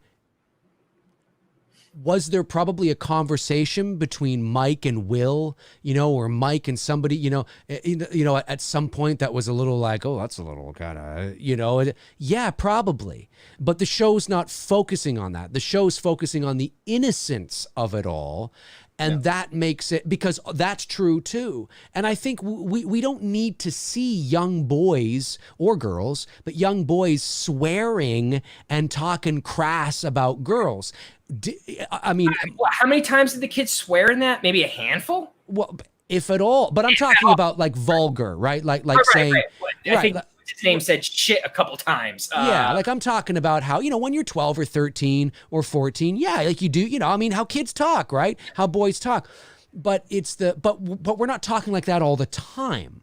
You know what I mean? And I think it's just too much. It's just too much. And I much prefer, there probably was a conversation that we as an audience, obviously there really isn't because they didn't shoot it. But I mean, like if this was real life, right? If these kids were actually, it was real life. Yeah, there probably was a conversation between Mike and Will, or Mike and, Dustin or something that was kind of like, oh, hey, she's kind of hot, or, I wonder if she shaves, or like, yeah, probably when you're getting to that age. But we don't need to see that. They focus on the more innocent side of things, and because that's real too, and that's more palpable for a general audience as a 40-year-old man. I don't want to see 12-year-old boys talking about pussy. It just doesn't. I don't want to see that. That's what I'm saying. Like, that's why I said about freaking cuties, dude. I'm a 41-year-old dude. Exactly. There's nothing you're gonna tell me that I can sit there and say that there's something comfortable about watching 11-year-old girls do a twerk dance contest, because I know what twerking is. In leotards, okay? Yeah. The outfits that were shown in the promotional pictures is the outfits they're wearing in their dance competition. I don't care if you're going to sit there and say, like, well, dude, you can't judge it because you haven't seen it. I don't need to see that shit, dude. That's fucking creepy. Yeah, exactly. I agree. Cobra Dojo says, Falling Down or Death Wish? Ooh. Fuck, oh, man, I can't, dude. Charles. Ronson. Yeah. I'm gonna go Falling Down right now, though. I might go with Falling Down with how I feel. I feel about people in society. I might go Falling Down. Well, that's what's his name? That's Douglas, right? Yeah, Michael Douglas. All right. I have to go to the bathroom, so we got to get through these. Blood Red Sky says, An American Werewolf in London's first DVD release added new sound effects, etc. The updated gunshot sounded horrible and out of place, so I'd prefer the original VHS to watch. Would you agree? Well, if I feel the same way, then yes, I would agree. I haven't seen the updated release of American Werewolf in London, so I can't speak to it personally, but I think we both kind of agree that, that would probably be the way to go. Yep. If that's the case. And Cobra Dojo says, hey guys, H4 or H18? I would say H4. Yeah. H4. Yeah. You know my love for that movie. Come on now. Cobra Dojo says, at Tony Michael, DX or the NWO? DX all the way, baby. My brother was more into the WCW during the Monday Night Wars. That was such a fun time too. And we me and my brother we would get into it. Yeah, they're doing this on Raw. They're doing this on WCW. Like, it was fun, dude. But yeah, I'd have to go D-Generation X all the way. D-Generation X. All right, folks, listen, that's going to do it for Tony, Michael, and I on this episode of Two Dudes and Some Bullshit. Nick gets one more in there. The new directors for the Chainsaw. Yeah, we know that. Just got canned along with its week-long footage. Yeah, we know. Hard to believe. Crazy stuff. Yes, we really appreciate all the super chats. Thanks to our moderators, of course, Darren Sands, Jason Knight, Tabitha Short, Frank Riker. You guys are amazing. Tony and I will be back next Sunday. Next week, it's Sunday night at 6 o'clock. Feature Halloween, 1978, and Black Christmas. That's right, 6 o'clock p.m., the double feature to help raise money for It's Me, Billy, the original Halloween and the original Black Christmas. And just so you guys know, the movies will be on, but we're really going to be focusing in on your questions that night. That's right. Is it it's so even though they're there, you can have them on with us. We're really going to be paying attention more so to the questions. So we really encourage you to just hammer it home. And don't forget, the big prize up for grabs. The highest super chat's getting this mask, baby. Yes, that's right. That mask is going up for auction next Sunday to the highest super chat bid. The highest super chat bid. And don't forget, next Saturday, of course, I'll be talking about it all week. It's Me Billy-a-thon Part 2. I'll be back tomorrow, 11 a.m. Eastern Standard Time for McRae Live. And don't forget, hey, It's Me Billy campaign. I think we're like $150 away now from 50,000 total. So let's see if we can get that. Somebody buy something. 150, something like that. It's something like that. Let's see if we can cross that 50K tonight. That would be amazing. So yeah, you guys are awesome. You are. And Tony and I will be back next Sunday. See you guys next week. All right. In the meantime, in between time, cheers.